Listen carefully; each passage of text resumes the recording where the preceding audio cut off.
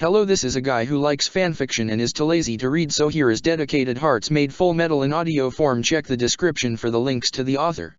Chapter 51, Plans and Folly. Chapter 51, Plans and Folly. The Warhammer Titan kept its long shield rows, protecting itself as they hid their Titan body from the scattered hail of artillery shells and bursts of fire. They dug the long shield into the dirt as they pushed back against the force. The Titan formed a small slit through the shield as it picked out the glints and flashes of light as the shells struck the shield, the dark smoke blocking its view for a couple seconds.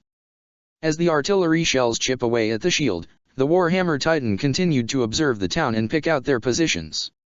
The Warhammer Titan forms a spear in its hand and slams the base of the staff onto the ground. White spiral nails burst from the ground around the glints of light, and the distant echoes of screams and cries were carried across the battlefield. Once more the Warhammer breaks down their defensive advantage. The Warhammer Titan plucks their shield from the dirt and slowly began to advance towards the town, like the single member of a phalanx unit advancing towards the enemy for the moment they clash. Peering through the slit in the shield, it spots the waves of fire shot straight at it, then sudden explosions burst at its side and behind it. The Titan held firm, trying not to fall over and expose itself to the enemy's fire and attacks, digging its shield into the dirt once more and leaning into it. Alchemist. The Warhammer growled, looking through the slit once more, confirming their location. As the wave of explosions subsided, the Warhammer quickly turned its hand holding the spear, reached back and flung the spear towards the town, exposing itself for just a second before quickly covering itself with the shield. The bursts of fire and explosions were halted immediately. The Warhammer formed another spear in its hand, slamming its hand and the staff of the spear into the face of the shield before again slowly advancing towards the town. What shells of artillery that remained and continued to fire upon it was few and scattered, the feeble jabs of a weakened fighter. It was now heading for the outskirts of the town, just the length of its spear away from the rubble of a destroyed house just at the beginning of broken and overgrown stone road. When the sound of the earth rumble in front of the Warhammer halted it in place as a force began to push up against it, the Titan stepped back and peered slightly to see a large pair of stone hands in place, its palms stretched and facing out as if to hold the Warhammer in place and stop its advance. It slams the shield into the hands, destroying it easily. Only for more pairs of hands to surround it, like a barrier that tried to encircle it. Annoying creature. The Warhammer commented with malicious in its voice. The hands then pushed back, forcing the Warhammer to stumble back. As the Warhammer quickly regained its composure, the zipping sound of cables drifted around the Titan. The Warhammer moved its head from side to side as small people flew past it. Small cables and hooks fired upon its armored outline as they flew past its face and then towards its head. It could hear the sound of their blades scrapping at its neck, but not the feeling of its cut. Their attack, an attempt to kill it, was futile and desperate. The Warhammer dropped its spear and then quickly grabbed at one of the gliding fighters, crushing it in its hand, blood squeezing from its fingers like crushing a juicy tomato in its palm. It then quickly jabbed its shield out, the dull thud and feel of something colliding into it and then landing onto the ground. The Warhammer picked up its shield, looking down at the now crawling figure, before slamming the edge onto it. "There's a cord connected to it," came a yell from one of the attackers. "Hit the cord." The Warhammer Titan quickly turned its head back to catch a lone hooded troop gliding towards the silvery cord and then quickly catch them in its hand, squeezing them like a ripe tomato. The Warhammer then picked up its shield and then began to retreat, taking a couple steps back, falling just a few dozen meters from the village.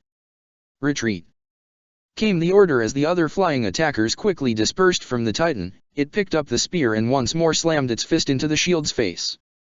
"Damn it, they know. I'll have to step back and defend. I wonder if they noticed." The Warhammer Titan turned its head back towards the direction of the Beast Titan, its form lying still, sitting down lazily and quiet. Ed sprinted towards the direction of the spear, sticking from the ground like a thin bone white tilted tower over the ruined houses of the town under siege. The sound of yelling and cries, the metallic sound of cannons and shells being dragged around, broken boards and planks being thrown to the side as garrison and scouts worked to get their comrades out of the rubble, and the zipping of cables as troops began to hop over him from the rooftops. "Armin!" he yelled out as he continued to sprint. As he reached towards the spear, as he turned the corner towards the impact point of the spear, he found a destroyed house and more people digging others out of the rubble, the sight of people trapped under collapsed walls and piles of bricks. Ed put his hands on his head as anxiety began to overtake him. "Armin, Where are out? Ed. Came a yell. Ed snapped his head towards the direction of the voice to see Armin sitting down, his left leg caught under some rubble. My leg is trapped under this. Ed ran up to him. A part of the wall and some bricks lying on top of it trapped his leg. Ed quickly began tossing the bricks to the side. Ed, Armin. They both turned their heads to see Levi run up to them. He knelt down and began to help them lift the debris off Armin. Edward, you were supposed to hold off that Titan with the shield. Levi reminded him. I did. Ed snapped, but you think I'm gonna stand by when that thing threw a spear at Armin? They lifted the collapsed wall off his leg. Armin, your leg. They looked down. Armin's foot looked intact and okay. Armin, can you stand? Levi asked and he offered Armin a hand. As Armin grabbed his hand and pulled himself up, he immediately began to stumble back, putting weight on his foot. Adesh, he cried out slightly. Ed quickly caught him before he could fall. My ankle, I think it's Dash. He tried putting weight on it, further grimacing through the pain before getting a footing. Can you walk? Levi asked. I think so. Armin replied, I think it's just fractured. Both Ed and Levi gently leave him to stand. Armin tried to walk a few steps before quickly almost falling to be caught by Ed, putting his arm around his neck as he helped to hold him up. You're gonna need a medic. Levi stated. He turned back to Ed. Edward, you head back towards Dash. Captain Levi. Came a yell from one of the garrison troops. Edward Elric, Captain Dietrich has asked for you to meet back with him in the circle. What about the Titan? Levi asked. It's fallen back, Captain. The troop replied. It's now holding its position and sitting back but still trying to pick us off. The other officers have regrouped to talk about a new strategy. Ed turned to Levi with a look that said, what did I say? Get moving. Levi ordered. He turned to the garrison troop. Thank you. The three quickly moved back to the barrier as everyone around them continued to scramble around and reorganize themselves. Ed placed his hands on the barrier, transmuting a couple people-sized holes in the wall as the others began pouring in and out of the gaps. Levi and Ed quickly dropped Armin off with the medical team, laying him on a mat surrounded by other wounded as another tended to his ankle. Both Levi and Ed rushed towards the group of officers, once more crowding around the table. And that's all you saw? Ian asked the scout. Ed looked back at the map, small bits mapping out their positions and a lone rock sitting just outside the town. The scout nodded their head. I see, thank you. The scout saluted before heading back. He looked back to the others surrounding the table, turning his head to Hans. Hans, have the Titans on the east tried to cross the river? No, we've been picking them off for now. We'll be able to retake that section of the town with some luck. Hans replied. Good.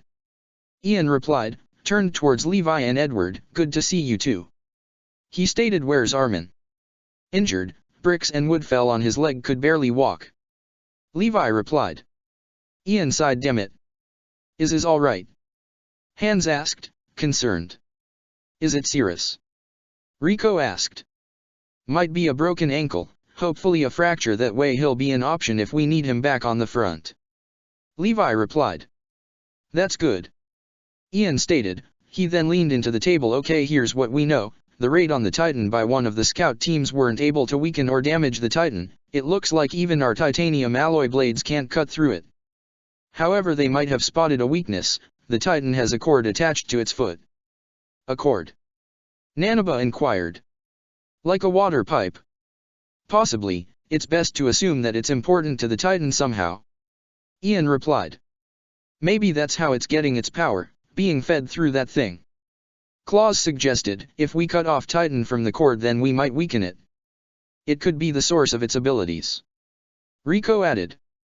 If this Titan with the spear, shield, and warhammer is the best the enemy has and we weaken it, then we go back to having the upper hand. Everyone nodded in agreement. If that's its weakness then we have a clear target. We should organize a raid. I can lead an attack on the Titan. Levi offered. I'll come too. Gelger added.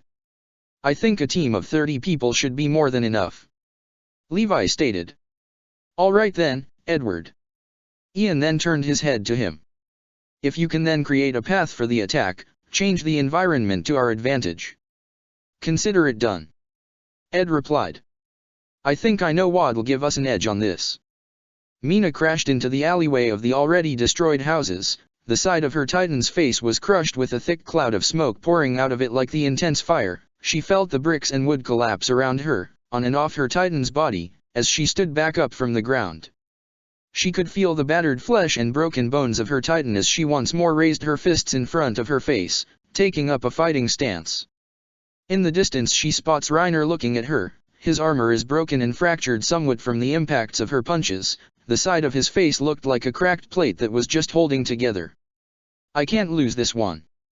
Her brawl with Reiner destroyed her previous body, resulting in her being forced to another.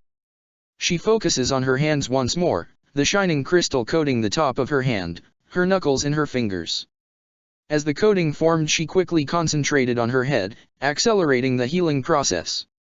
She took a few steps back, the crunching of the broken buildings and houses underneath her foot. She turned towards the colossal Titan, still on its knees but still active as smoke burst from its body, no doubt trying to protect itself from an attack by the others. She then turned her head back to the direction of Hang and Dirk's squad, battling the new Titan. In the distance she could pick out the zipping scouts flying around as an agile Titan hopped around picking them off as they tried to outmaneuver it. Damn it! She backed up further, hoping that somewhere she'd see the others quickly coming to her aid against Reiner. Still she found herself alone, only with Reiner now looking to clash and brawl with her once more. Stand my ground. I can't let the others down, just a little longer. Mina once more lets out a loud cry of defiance. Reiner returns the call in turn. She plants her feet into the ground. I have to play it smart here. She thought back to Reiner and Eren's battle near Stohess, beating Reiner by grappling him and forcing him to the ground. She thought back to her training with Alphonse, Ed, and Eren and the advice and lessons they gave her. Reiner once more charged at her. Mina moved her foot to the side. Reiner's arm then swung out to strike at her and she ducks underneath the strike and hooks her arm over his neck before then sweeping at his legs. Caught off guard, Reiner falls to the ground as Mina throws him to the ground this time, Reiner smashing into the stone roads. Mina quickly kneels down and slams her fist into Reiner's face, smashing the fractured armor around his face, the bits of armor sliding down his cheeks and temple. She strikes again at his face, this time her fist impacting against the flesh of his face. But before she could strike a third time, Reiner tries to grab her arm. She rolls back just before his hands could grasp at her hand. Reiner slowly gets back to his feet. This time smoke was emanating from his face as he stares down Mina as she once more assumes a fighting stance. He stands up straight, a low growl echoing from his mouth with the burning steam like the physical image of anger. This time both Mina and Reiner charged at each other in a head-on clash. Again. Mina thought this time I'll aim for his eyes. As Reiner swings his arm out, she ducks once more and hooks her arm around his neck looking to slam him into the ground once more. But as she goes to swing at his leg, Reiner pushed back, his weight forces her back as he throws her to the ground. He grabs at her throat holding Mina in place as he raises his fist for her face. Mina acts quickly, focusing on her knee as a crystal coating covers her kneecap. She slams it into Reiner's stomach hard, using every part of her Titan's strength she pushes him off to the side. Focusing on one hand, the crystal coating grew thicker and the knuckles just a bit sharper. She stands up just as Reiner does too and swings for his face. Reiner braces for the attack and allows the strike to him, destroying one of his eyes as he stumbles back, Mina leaning everything into the punch. The other eye. Then the nape. Before she could even finish her thought, she felt the impact of a punch under her chin, knocking her up as her feet is lifted from the ground as she's thrown into the sky. She twirls as she flies away before then colliding into the ruins. Levi tightens the saddle on his horse, before then turning his attention to his gear, checking the blades and gas canisters. He grabbed the reins of his horse as he joined the others grounding at a point in the wall. As they made his way to the front, he leapt onto his horse. Form up. He ordered. You heard the captain. Gelger relayed, get moving. The scout troops climbed onto their horses as they began to form up into two columns. Levi looked behind him to see Ed, who looked at him. Ed lifted up his hand and gave Levi the thumbs up, and Levi nodded. Everyone, one last time, 2 teams, 1 attacks on the left and the other on the right, 10 men hit the front and 10 hit the sides. He instructed. Gelger leads the attack, the rest of you are with me, and we're aiming for the cord. Ed places his hands on the wall as a large hole is formed before quickly jumping onto his horse. Strike the cord with your blades. If that doesn't work, then we bring in the explosives. Ed, lead the way. Levi ordered. Ed nodded, whipping the reins of his horse before galloping off. He watched as Ed made his way to the outer defensive wall. Move now. Levi yelled as he followed Ed, a stream of scouts and horses following him as they sped through the main road. There was a cheer echoed around them as they moved forward and poured into the open space as they charged towards the Titan. Break now. Levi ordered. 2 columns of horses broke off from the side as the main body headed towards it. Levi peeled off to the left as Gelger continued to lead them forward. Levi watched carefully as the main attack went ahead. A green flare was shot from the column as they moved closer. The ground nearby started to rumble just ahead of them, and in front of the covered Titan large pillars of rock and stone erupted from the ground surrounding the front of the Titan. Just distract it for a few minutes. As they circled around the Titan, Levi could now see it exposed and open from the side, crouched slightly hiding behind its long shield. It turned its head to the side to look at them. Levi caught a glimpse of its face hidden under all-encompassing armor through the small slits like medieval night. The Titan turned its head away from them. Looking back at the soldiers in front of it, swinging their way towards it, stretching out its arms as if grasping something, as the 2 columns on the left and right began to converge just behind the Titan, Levi spotted it. The cord. He muttered, a long silvery snake connected to its foot. There it is, now to dash. There was a bright sparkle of light and a crackling sound like thousands of glass windows being shattered all at once as a large warhammer began to form in its hands. The Titan then kicked down its shield, crashing into the ground as it prepared to swing at the oncoming soldiers. Levi could only watch, his eyes widening, as the Titan began to swing. Look out! He yelled. The Titan slammed its foot onto the ground as small white spikes pierced through the ground like hundreds of nails through a thin piece of wood as it swung its hammer through the pillars of stone and rock. Immediately there was a deafening sound of crashing and rumbling mixed in with the screams from the attacking troops. A massive brown cloud of dust covering the area. The Titan lifted the hammer upwards and then slammed it into the ground. Foolish. It spoke out. Levi felt his blood boil watching the scene in front of him. He looked ahead, seeing the cord now just a couple meters away from him. Go now. He leapt onto the saddle of his horse as he fired his cables onto the long cord, the scouts following him and on the other side fired theirs as they pulled themselves forward towards it. Erg! Came the collective cry, blades raised as it was prepared to strike down on the cord. Levi swooped his blades down, aiming. A dreadful choir of clinging and scraping sounds, blades bouncing off of the cord like metal striking metal, echoed through the air as the scouts went past the cord, leaving only noticeable scraps but no real damage. What the hell? Yelled one of the scouts as they landed onto or next to the cord, some desperately swinging their sword at the cord, hoping in vain to make a hole through it. Explosives, now! Levi ordered towards the riders circling around. They came charging forwards as the sound of clattering and metal scraping the surface of the cord still echoed. Suddenly the cord moved, like a person tugging on a rope in the ground. They all looked back to see the Titan carrying the warhammer now looking down on them, almost unconcerned about their presence. Arrogant devils! The Titan spoke. It lifted the base of the warhammer off the floor before slamming it back down again. Levi felt it.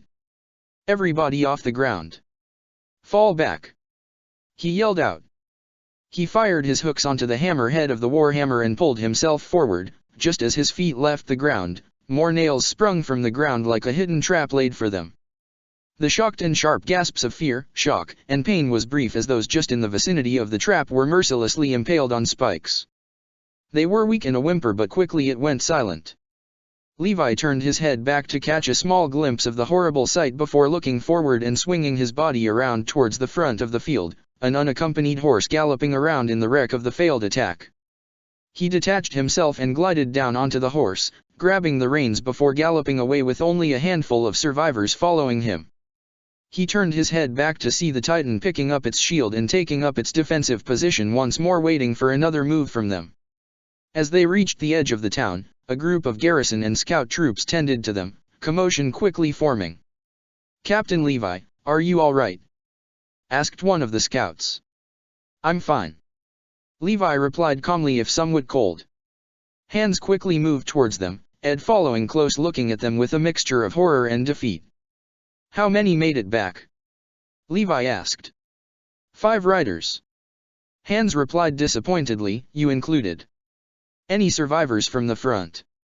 Levi asked, did Gelger make it? No, it was just whatever was left of. Ed replied this time. He looked towards the Titan and the field just in front of it and the rubble of their failed attack laid bare. He placed his hand on his head. Oh God. Hang slowly opened her eyes, her vision was fuzzy and the sound was hazy, her hand was resting upon her face.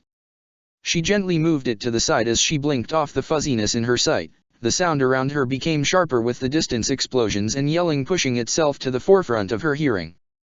I'm alive. Hang thought. She took in a deep breath before violently coughing, the dust invading her throat and lungs. Damn it. She muttered. Disperse. Came a distant order, the voice sounded familiar. Moblet. Hang muttered. Team 1 and 2 continue to circle the Titan.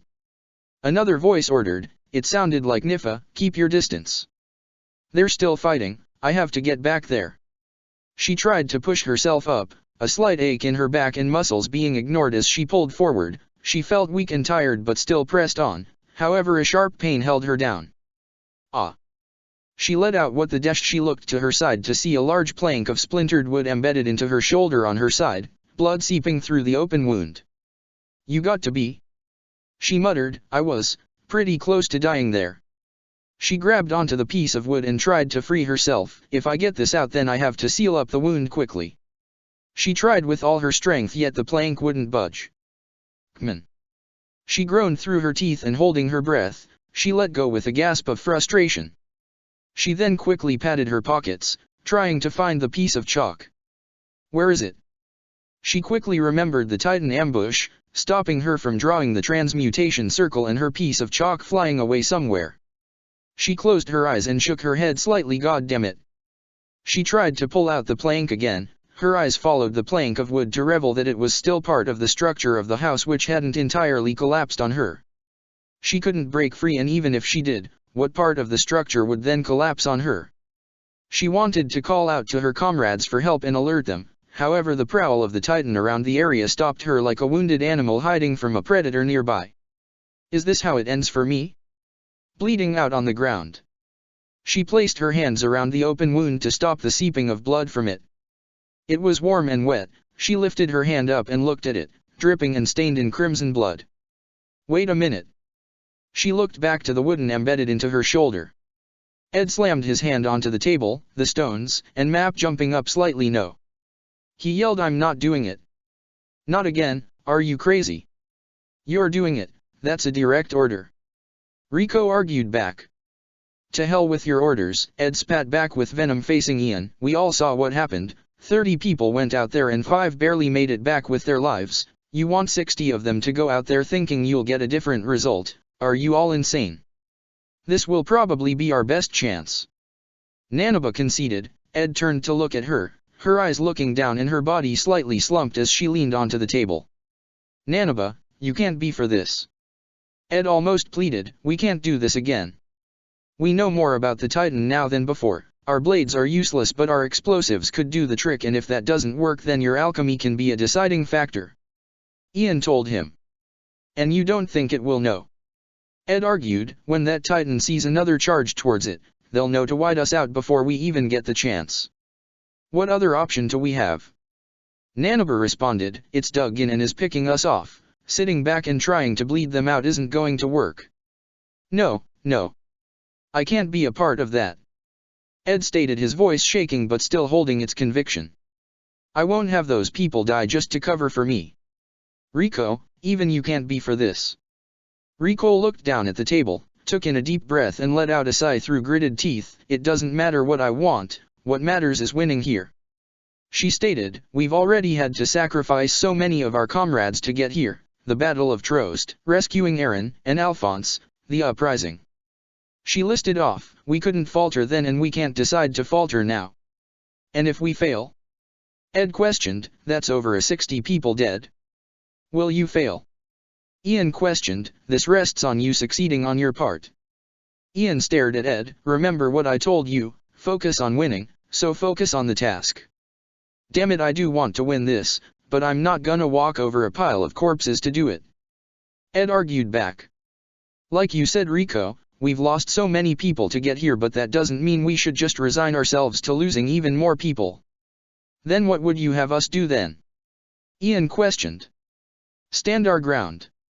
Ed replied, if you want a shot at that Titan, then leave it to me. I'll be the one to distract it, not a couple dozen people who we'll be sending to their deaths. Ed pointed to the map. Look, the Titan isn't that far from the town. I engage it on the outskirts and try to force it to move its position to the side. He moved a few stones to the right of the map. If you can position some of your remaining artillery there, I'll get you a clear shot. What makes you think we'd risk you like that? Ian further questioned. And what makes you think you can dictate our strategy? Because I'm the one saying it. Ed replied matter-of-factly, and because you need to move the horses for a mass charge anyways. And there's no way in hell I'm opening a gap for either of you to do so. Ed stated, you have no choice, it's my way or none. Do you understand the gravity of the situation here? Rico angrily questioned. Or what you're doing? Irwin ordered you to follow Ian. If you won't follow Ian, then you should at least respect Commander Irwin. For what it's worth, if the Commander Irwin were here, then I'd tell him the same thing. Ed replied. No more needless sacrifices. If you want to beat that Titan, then I'll be the one to risk myself for the opportunity to strike, not a couple dozen soldiers. The officers at the table stared at Ed, some angered and some bewildered. I've had enough of people dying for our sakes. I stomached it when it was meant to save us whenever either I, Alphonse or Aaron got captured because it was for a bigger picture. But just to get some kind of strategic advantage? No, now we're doing this my way. Fine. Ian relented. But if we fail, then you have to accept the consequences. I will. Ed replied. Good, I'll lead the artillery teams towards their new positions. Ian stated, Rico, you're in charge of managing inside the barrier. Understood, Captain. Rico replied. Edward, is there anything you'll need? Ian asked. A thunder spear will work. Ed stated. The Warhammer Titan peered through the slit in the shield. In front of them was the devastation of their enemy's failed desperate attempt at killing them. Their eyes scanned the battlefield and the town, then cluttered field of corpses and rubble of rocks and dirt separated the two. However, everything seemed quiet. The enemy hadn't made any other attempt to attack again after the failed effort, nor had they tried to fire on its position with their artillery shells. The Warhammer Titan turned its head back. Behind it the Beast Titan sat a couple dozen meters away among the scattered ring of Titans, still and unassuming, just watching what was ahead of it. There was a rapid sound of galloping thuds just to their side. Facing it, she saw the cart Titan running towards them, getting behind them and the shield. Lord Tiber. The cart Titan greeted. Cart Titan Pike, I hope you've brought news of an update from you and War Chief Yeager's progress. Everything is almost set. The cart Titan replied, soon you and your entourage will be able to retreat back to the border of Paradise. How are holding up for now? The devils for now have dug into their positions again after a failed assault, however it seems they're aware of my weakness. The Warhammer replied. Do they know? The cart Titan asked. No, they don't appear to have caught on yet. So far they must be completely occupied by me and attempting to kill me. Yes, I saw, clearly they were outmatched. The cart Titan replied. War Chief Yeager wanted me to inform you that our plan will continue on soon. Once the first wave strikes, that will be your signal to leave. Understood, I'll dash. Suddenly the ground behind them began to shake slightly, like the tremors of an earthquake. The Warhammer turned its head back to the town, and just off the corner of their eye was a rising mountain just off to the left. Blue sparks of light danced around it like burning embers. The Warhammer knew exactly who it was. It's them. It growled. Hey! Called out a voice. It sounded amplified as it reached across the field towards them. You wanted me to show myself, well, here I am. The devil called out, I'm the one you want to kill, Edward Elric, that's me. Come at me. A small figure stood upon the large mount, a gleaming blade held over them. A call to arms. The Warhammer Titan muttered. Either a last desperate attempt or a distraction. The cart Titan observed. I'd advise you to be careful. Perhaps, either way. The Warhammer Titan formed its weapon in its hand. I cannot let a single one of them live. Good luck, Tiber. The cart Titan quickly scurried away. The Warhammer slipped his shield onto its arm, continuing to cover its side, and pulled it out of the ground as it moved forward towards Edward. As it came only a couple of meters away from him, the Warhammer Titan raised its hammer towards the small mountain with the intent to strike it down like an axeman at a tree. Suddenly two large dirt and rock fists burst from the mountain at its side, one crashing onto the Warhammer's shield and crumbling into dust, while the other struck the Titan in the face and again, bursting into rocks and dust upon impact. The fist to its face did nothing to damage the Titan protected by its armor, but the force of impact had forced it to fall back. As the Titan repositioned and steadied itself, a massive barrage of fists struck the Titan like rain onto the ground. A machine gun echo of rock crashing onto the Warhammer Titan like hundreds of waves crashing against a cliff of metal, or a person heroically punching at a knight in full armor, violent and inspiring but ultimately futile. The Warhammer braced itself during the barrage, digging its heels into the ground. As the attack subsided, a thick cloud of dust covered the Titan. The Warhammer quickly swung its hammer in retaliation, striking the small mountain top. The loud crumble of rock cried out. Too slow.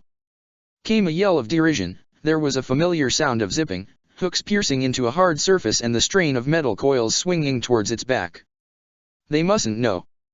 The Warhammer Titan quickly placed its hand on its nape as the feeling of a nail piercing through its armor, covering its finger and just touching its nape. There was a slight click.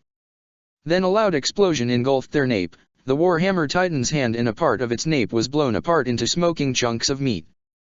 Ed pulled back from the Titan, looking back at the smoking wound he created, a gaping hole in the Titan's nape and a stub for a hand. Yet the Titan still stood. Damn it, was the explosion not deep enough? He looked down at the cord on the ground, catching only a glimpse of it. Should I have aimed for the cord instead? I had a clear shot at the nape. The thick dust cloud blocked his vision of the cord further up. Ed shifted his body back to face the Titan as it turned its body towards him. Through the slits in its armor it could see the anger on its face as it turned towards Edward. With its remaining hand, it reached out towards Ed, looking to grasp at them. Using his gas, Ed was able to pull back further, escaping the clutches of the Titan. Ed couldn't help but smile at the Titan. Gotcha! Ed yelled out. He fired his hooks onto the wrist of the Titan and using his gas blasted himself away to the side, before a barrage of artillery struck its back, leaving itself exposed for the first time since its encounter. Using the gas, Ed slowly descended towards the ground for a cushion landing as the Titan collapsed onto its front, its entire back a smoking wreck. It fell to earth with a large thud, the dust cloud now a thick fog of white and black smoke. No way is anyone surviving that, Ed stated. He stared at the Titan's corpse for a few seconds. Can't dwell on this, have to keep moving. He quickly ran off back to the town as he loaded in a green flare and fired it into the air. As he reached over to one of the buildings, he fired his hooks onto the walls and swung himself up, turning back to the smoking corpse of the intelligent Titan and the beast Titan still sitting still. What the hell are you planning? Ed muttered. He continued back into the heart of the town. Across the town he could hear the sound of cheers and yells echo around, celebrating its defeat. As he passes by, some of the garrison and scouts spot him, cheering him on, yells of thanks and chanting his name. Ed. Came a call from a distinct voice. He turned his head to see Levi standing on the roof of a church, a bell tower next to him, waving Ed towards him. Ed flew towards Levi, landing onto the tiles of the roof. Captain Levi. Ed greeted him with a smile. Looks like I've done a pretty good job. TCH, don't get too confident now. Levi advised. We still have the big ugly there. Levi pointed his blade towards the beast Titan in the far distance. For now we can regroup and reform. Without that weird Titan shooting crossbows and having spikes come out of the ground, the cannons can reposition themselves and focus on blowing that hairy monster to pieces. Captain Levi, how's Armin? Ed asked. He's doing fine, probably might need crutches afterwards, but nothing that can't be fixed in time. Levi stated. And our squad, the others inside the district, any word on them? Ed inquired. Alphonse, is he okay? Last word from the district was our squad is engaging with the colossal Titan. Alphonse is playing a role in that. Ed let out a deep sigh of relief. However, Hang and Dirk's squad are now battling a new Titan shifter and Mina is handling the armor Titan on their own. We have to be there, Ed stated. It sounds like they're spread thin. Yes, for now we'll stand by while the others get their shit together. Levi stated, then we'll head into the district to help Dash. There was a familiar whistle, like something soaring through the air, growing louder in less than a second. Suddenly the church tower behind them was shattered into pieces with the scream of a crash. Everywhere around them the sound of houses being violently torn to pieces drowned out the immediate sound of cries and yelling. Both Ed and Levi ducked down covering their heads. As the attack subsided they turned their head towards the beast titan, still sitting still. "What the hell?" Ed exclaimed. "Left." Levi yelled out, "Enemy barrage coming from the left."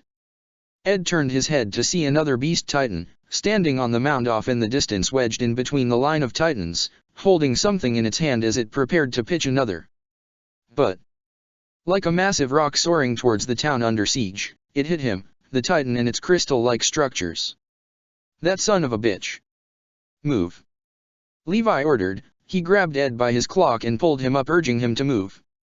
"The barrier, head to the barrier." Ed stood up quickly. Around him he saw other garrison and scout troops gliding away. "Go, I'll be right behind you," Levi yelled. Ed fired his hooks and quickly followed, swinging away.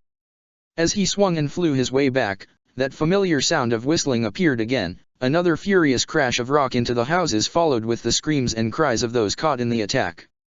Then a loud explosion followed only a second later in the position of the artillery pieces. "Keep moving," came an order from behind him. Ed fired his hooks onto the roof of a nearby house, only a few streets away from the barrier, rocks bouncing and colliding off of the wall, standing strong against the barrage. As he moved past the house, the wall next to him was torn to shreds as a small piece of boulder ripped through it. Ed tried to shield himself as the debris flew straight towards him, bracing himself for the collision. A piece of wood, twirling and flying towards his face, striking his eye as he blacked out and fell towards the ground. "Strike 2. The beast titan yelled out with victorious joy, watching the roaring fire and dark smoke consume the town. He picked out another handful of rocks. "Didn't even need a third strike to hit that target," he said proudly. Like little fleas, he could see the enemy zipping around still, running towards the small wall for protection. "War Chief!" came a voice from behind him. He turned back and looked down to see the cart titan. "Pike," the beast greeted. "The Warhammer Titan and their entourage have successfully left the battlefield and are now heading back." The cart titan informed him, "I'll be moving the boulders back to our central position." "Thank you, Pike," the beast titan replied as the cart titan scurried off across the broken ring of titans. The beast titan turned back towards the town, its eyes drifting towards the now smoking skeleton of the Warhammer Titan. "It's a shame I can't thank you, holding them off and buying me time for this," he spoke to himself, eyeing the small hole in the ground. "You've helped me, in a way you couldn't yet to understand. Perhaps I will one day thank you." He pulled his arms back as he stood straight, "But until then, I'm going for the perfect game." Chapter 52, Gamble on Hope. "Marlowe, help me," came a muffled order, through the thin gap in his right eye. His vision was fuzzy, but he could make out the green cloaks and light brown coats uniform. The voice sounded muffled, like a person shouting through a thick pillow, yet Ed could just about make out who it was. "Captain Dash. Levi," he muttered out weakly as he began to lose consciousness once more, fading into black. "Oi, don't give up on us now," the voice demanded. "Stay awake." He felt his body getting lifted up as his arms were pulled out, resting onto shoulders which flanked him, holding him up. As his vision returned he faced the ground moving beneath him as he felt his feet drag against the floor. As his hearing began to clear he heard the sound of deafening crashing against the buildings around him and onto the ground. It was loud, but not loud enough to completely mask out the screaming. His vision once more went to black. As he awoke again he found himself lying on the ground facing the sky as two people squat down at both his left and his right, picked at his face, carefully holding his head as they brought out a long white bandage. Ed began fading to darkness as they began to wrap his face. As he opened his eyes this time he found himself back home. The sprawling open fields, green hills of resemble under a bright blue sky, white clouds, and a familiar path with a low stone wall built along it greeted him. He looked down. He found himself dressed in a familiar red cloak and black outfit. The cool air and warm summer rays pressed gently against him. He knew exactly what would be behind him. As he looked back he saw the pale yellow walls and green windows, staircase, and balcony of Granny Rockwell's house. He wanted to move back, but his body felt trapped in place, looking down at his body standing still and motionless as he tried to move it with all his might. He looked back up towards the house, this time noticing someone standing on the balcony. "Winry," he muttered. She looked back at him and waved. "When are you coming back?" she yelled out. "Coming back?" he muttered. He reached out his arm towards her, noticing that the red cloak's sleeve around his arm was replaced by a thin light brown coat sleeve. He looked back down to see himself dressed back in his scout regiment uniform. As he looked back towards the house, he was instead met with the sky and a towering wall partially blocking it out from his sight above him. As he reached out towards nothing, quickly someone ran up to him and knelt down. "You can't get up now, you're too injured." They wore a surgeon's apron and gloves, both drenched in blood as they lowered his hand, grabbing both of them and placing them firmly together, likely to dissuade him to not reach out for anything. Ed's eyes quickly began to close just before he glanced at his now blood-stained hands, his mind drifting as he listed off the element of blood like counting sheep. This time, as he opened his eyes, he found himself in a very familiar bright white room. At the sight of it Ed felt a rush of anxiety and fear spread through him. He quickly sat up and looked around. "What the hell?" he gasped. As he turned around he found before him a colossal stone door towering over him. Inscribed on the door was a tree, not like that of an alchemist's gate of truth but instead a large tree whose branches reached across even the very frames of the door. "Amazing, isn't it?" asked a voice behind him. Ed felt a chill run down his spine as he turned his head to see the truth once more, walking to his left-hand side. "You?" Ed replied, his voice shaking slightly. "Hello again, Edward Elric," the truth said with a familiar smile, standing exactly eye level, if it had any. "I've been watching you and Alphonse. You two have been making great progress." "Great progress? Do you know the things we've done?" Ed questioned. "To get to this point?" The truth didn't answer. "Where's Alphonse? Is he okay?" "Your brother is alive and is being looked after," the truth answered. "However, the tide in this battle is turning against you two on both sides." Ed sighed slightly as his body slumped. He looked back to the door. "What is this? This doesn't look like an alchemist's gate." "It's not, it is a perversion of the cycle of nature," the truth spoke. "It is something that lives separately to the universe yet still acts within it." Ed looked at the door, the truth's words running through his head. "The Titans," he muttered. "You're talking about the Titans." The truth only looked at him. "That's it, isn't it? This is where they're from, how they're made." He turned back to the door and pressed his hands against it as if trying to push it open. The door shifted slightly to Ed's surprise with a small crack just between the doors. Peering through, Ed could see a night sky cluttered with stars wrapped in ribbons of emerald green overhead, a field of sand. Before Ed could look further, the door quickly closed shut as if pushed closed from the other side. "Interesting," the truth commented. "I've never seen the door open before." Ed tried to push the door open again, only to find he could no longer make it budge even a bit. His hands formed into fists as he leaned up against the door. "Tell me," he asked, "if we win this, if we take back Shiganshina and defeat the Titans here, will that be enough?" "That is for you and Alphonse to decide and for I to be the judge of," the truth replied. "But I can tell you, that should you succeed here, that is a decision both you and Alphonse will have to make." Ed turned his back towards the door and faced the truth. "Can't you just be straight with us? It's the least you could since you lied to us." Ed accused. "You said we were sent there to help a group of people battle against an enemy they don't understand, not humanity as a whole." "I never lied, Edward," the truth replied. "I only speak the truth, and you of all people should know by now that the truth can also be complicated." "Then what do we do?" Ed demanded. "What do we have to do to succeed? How can we save everyone?" The truth walked up to him. "That is for you to figure out, young alchemist." The truth placed its arm on Ed's shoulder. "I enjoy our talks, but you still have work to do. It's time for you to wake up." "Wake up?" Ed questioned. "Good luck again, Edward Elric," the truth said before pushing him back as Ed awoke with a quick gasp of air. "Ah!"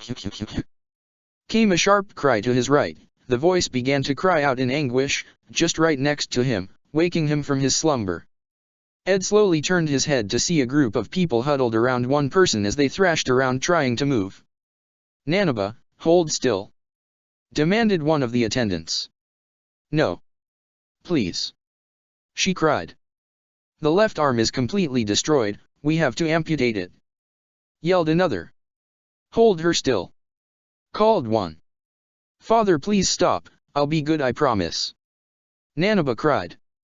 "Squad leader, it's us. We need to remove your arm," one of the scouts responded. "She delirious, just hold her down." "Nanaba, I'm so sorry."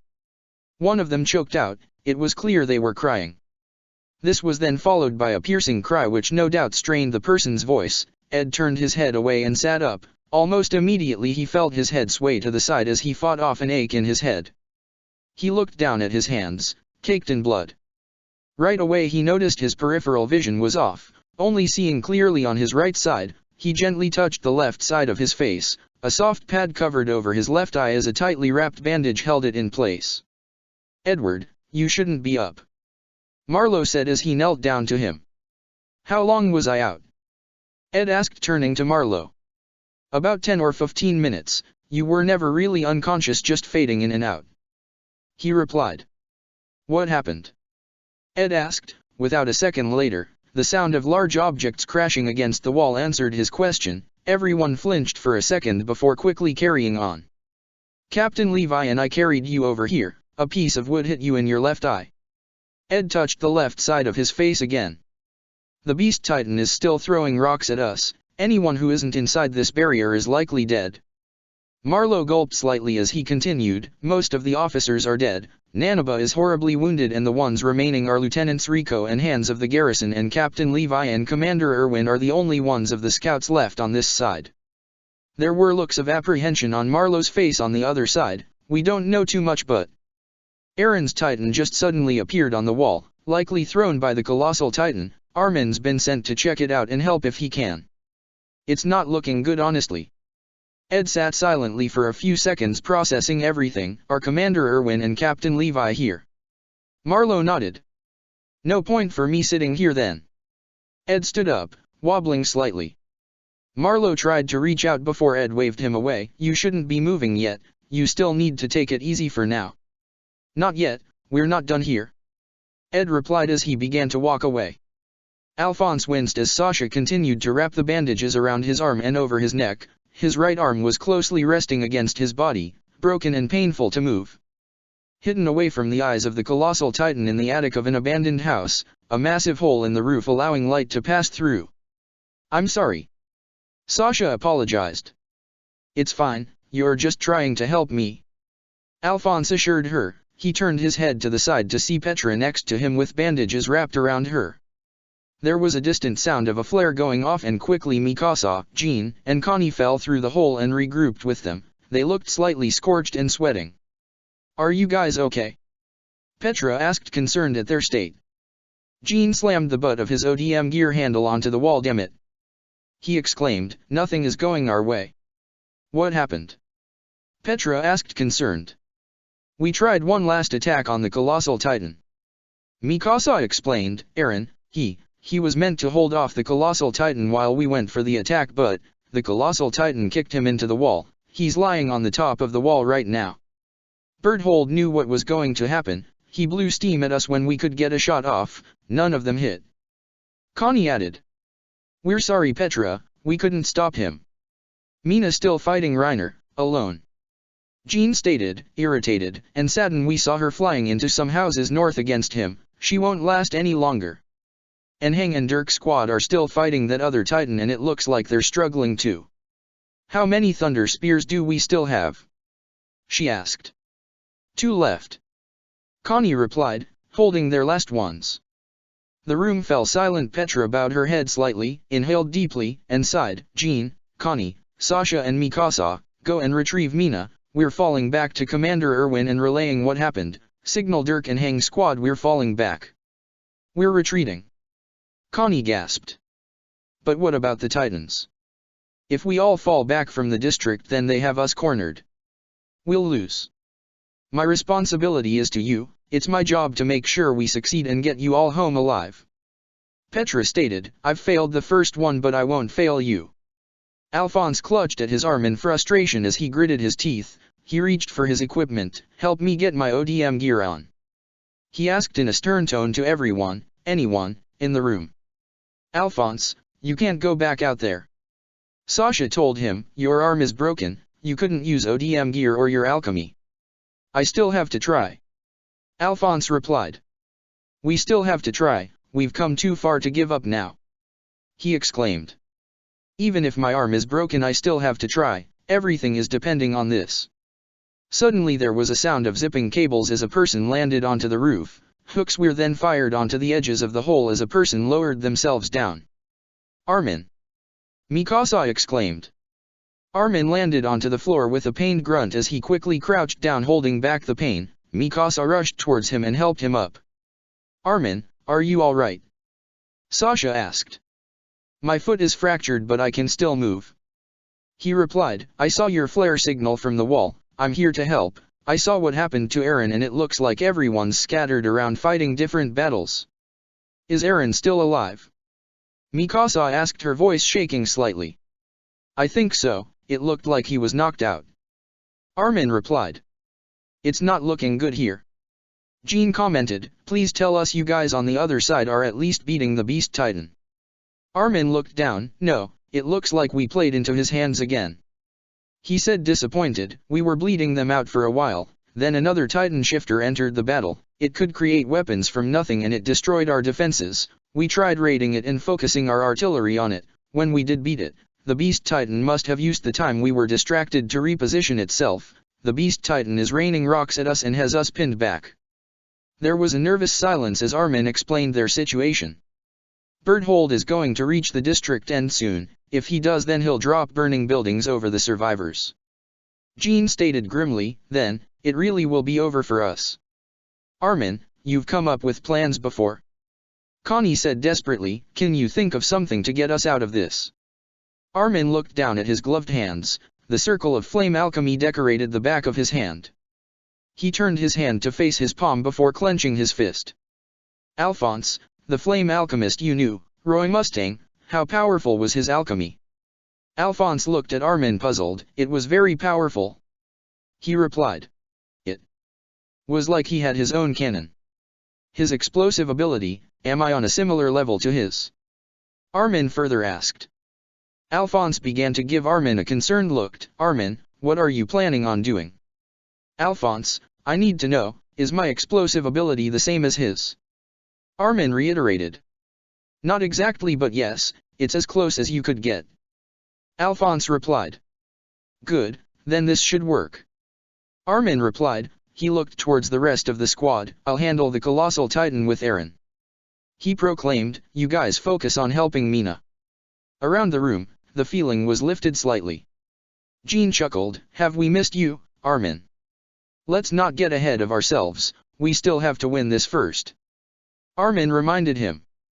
Petra stood up from the ground, gripping her sides. Okay everyone, you have our roles, get moving, she encouraged. I'll stay here and look after Alphonse, she joked, turning to Armin and quickly becoming more serious. And Armin, we trust you but don't sacrifice yourself, we're all making it back. Of course, Lieutenant, Armin replied. I have no intention of dying here. Ed stumbled his way through the chaos, garrison and scout troops running around, carry boxes or wounded while others tended to horses terrified by the blasting sounds of the shower of boulders colliding onto the barrier. Ed leaned up towards a nearby building as he quickly began to collect himself again, batting away the slight throbbing in his head. In the vicinity he could make out the sound Rico barking out orders to everyone else. He turned around to see Hans directing a group of garrison soldiers. It looked as though he was yelling at them. He turned his head back ahead. He continued forward, pushing himself off the wall and walking towards the wall. Scatter around him, some garrison and scout troops sat on the ground defeated and sobbing to themselves as others continued to rush around, ducking every so often to the sounds of rocks and boulders clashing against their defenses. He reached the corner of a small house, close to the wall. A small fence with horses attached to it through its reins stood in front of him. As he neared the corner he heard the voice of Erwin speaking. His voice sounded low, calm, and sad. If this is how the situation is, then we have no choice but to launch a last-ditch attack on the Beast Titan's position. Erwin stated, "We'll brief Lieutenants Rico and Hans on the plan. If those two follow, then the garrison troop will likely follow them too." "You can sit tight, Erwin," Levi suggested. "Our men will charge regardless of if you're leading it or not." "No, every expedition and every attack was led by the regiment's commander," Erwin replied, "and if there are any doubters, then we can't afford to display any form of favoritism or weakness at the top of what's left of our chain." Erwin paused for a second. "I'll lead the charge and die, without ever knowing what was in that basement."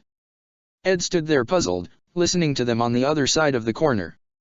"I just want to go to that basement," Erwin stated in an almost defeated tone. "Everything I've ever done was to get to this day, that day, when I would able to have my answers. There were so many times I thought death would be an easier option, but each time, the dream I shared with my father would drag me through." Ed peered through the corner, catch a glimpse of Erwin sitting on a crate facing Levi, who stood in front of him. "It's there, just close enough for me to reach it, but Levi, can you see them? Our comrades? They're all watching us, wanting to know what we will do with the lives they're sacrificed for our cause, for my cause, if their sacrifice was worth this." Ed sighed to himself and turned the corner, coming into full view of Erwin and Levi. "Commander Erwin," he said. They both looked at him with surprise.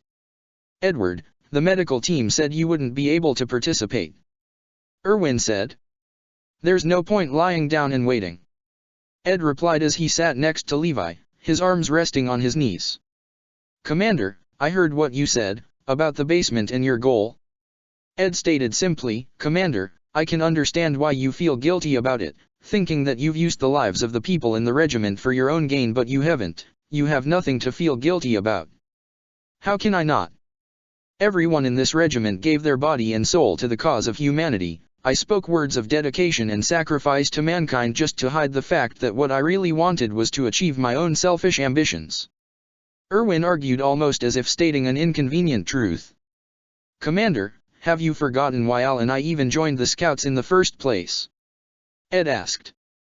"We made a deal with you to plug up the hole in the wall, thinking that it'll be enough to see our end of the bargain with the truth," Ed explained. "But what we've done, it helped humanity, defeating the Titans' shifters, overthrowing the government, making new technology and teaching people about science and alchemy. Even if I did it for myself, it still benefited humanity. Armin wants to visit the world and see the ocean, Hang wants to learn about the Titans and gain more knowledge, Mikasa wants to be there for Eren and Armin, the list practically goes on." Erwin continued to listen to Ed. "You building the recovery path, recruiting me, Alphonse and Eren, it was for your own gain, but humanity will still benefit if we recapture Wall Maria here." Ed looked up the sky and then towards the ground, moving his heads to the dirt. "There's a saying my teacher told me, all is one and one is all." It meant that everything is connected, that each person, animal, and creature, each action and consequence all affect each other. Levi couched down to face Erwin. "He's right, Erwin, we've only gotten this far thanks to you," Levi stated. "All your work, dedication, and leadership got us here. We all have dreams, hope and aspirations, Commander, that's what makes us human," Ed remarked. "But isn't the fact that with all those different goals we all united to achieve it together and for a greater good, isn't what's amazing?" Erwin perked up a bit, a small and bemused smile escaping his lips. "I guess that's a way of seeing it. Erwin, we need to figure out a way to defeat the Beast Titan, one that doesn't involve you sacrificing yourself," Levi stated.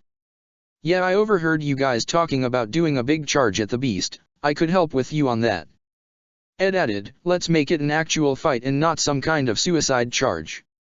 Ed then looked at Erwin straight in the eyes. "Commander Erwin, if we end up winning this, I will get you to that basement," Ed said. "That I promise." There was a dull ache at the bottom of Mina's jaw as the female Titan lay spread out into a crush pile of stone bricks and broken wood. She could barely move her hands or legs, like the nerves of her Titan had been severed. Her half-opened eyes twitched slightly as she lay there. In the distance she could make out the distant echoes of heavy footsteps approaching her. It was all too clear who it was. Exhausted and beaten she lay there thinking, useless. I'm so useless. Flashes of her memories passed through her mind, going over each point of the fight, Each point she thought she had the upper hand, and then the final one where Reiner would just land a single blow to her body and send her flying. Her mind then flashed back to that day at Trost, her cable getting tugged on, her back slamming against a pillar as a Titan came just inches close to eating her. I wasn't meant to have survived that day at Trost. She thought back to her life since then, her battles, the journey, her friends, and her actions. She remembered lying on the ground bleeding out as Annie fought her squad mates. She remembered waking up under a blanket of stars in a dark night sky, lying under an endless lake of sand as her Titan stood over her. The one now laying on the ground almost defeated. I shouldn't have become the female Titan, it shouldn't have fallen to someone like me. Why was it me? The heavy footsteps were getting closer. Mina shut her eyes. Straighten up, Annie, yelled a voice. Once more Mina found herself in a wooden area with nothing but a single padded post. Remember your stance. It felt almost natural to do so, putting herself into her fighting stance as she swung her leg out like a sharp axe aimed to decapitate her enemy. Focus, Annie. The man commanded as she swung her leg again. Focus, Annie. Annie. Annie. A. N-A. Ina. Mina. Mina. Mina. Came a yell just by the side of her face. It sounded familiar. Mina, get up. Sasha yelled into Mina's Titan's ear. Reiner's coming. You have to get up. Get up. Connie yelled on the other side. Unless you want to die, then you need to get up now. They're here. Mina twitched her fingers as the feeling in and around her Titan's body came back to her, regaining control. My friends, they're here. Using what remained of her strength, Mina pushed her Titan body upwards to a sitting down position. Her jaw felt a bit loose, as if hanging by the hinges after the punch that she endured. A hook was fired onto her forehead as a person reeled themselves up towards her face, resting themselves onto her nose. Mina. Mikasa yelled, hanging from her ODM gear, we need your help to take down Reiner. Can you still fight? Mina lifted her hand from the ground. Mikasa turned her head to watch as it clenched into a fist. Mikasa watched for a few seconds before turning back to Mina. Right. Mina.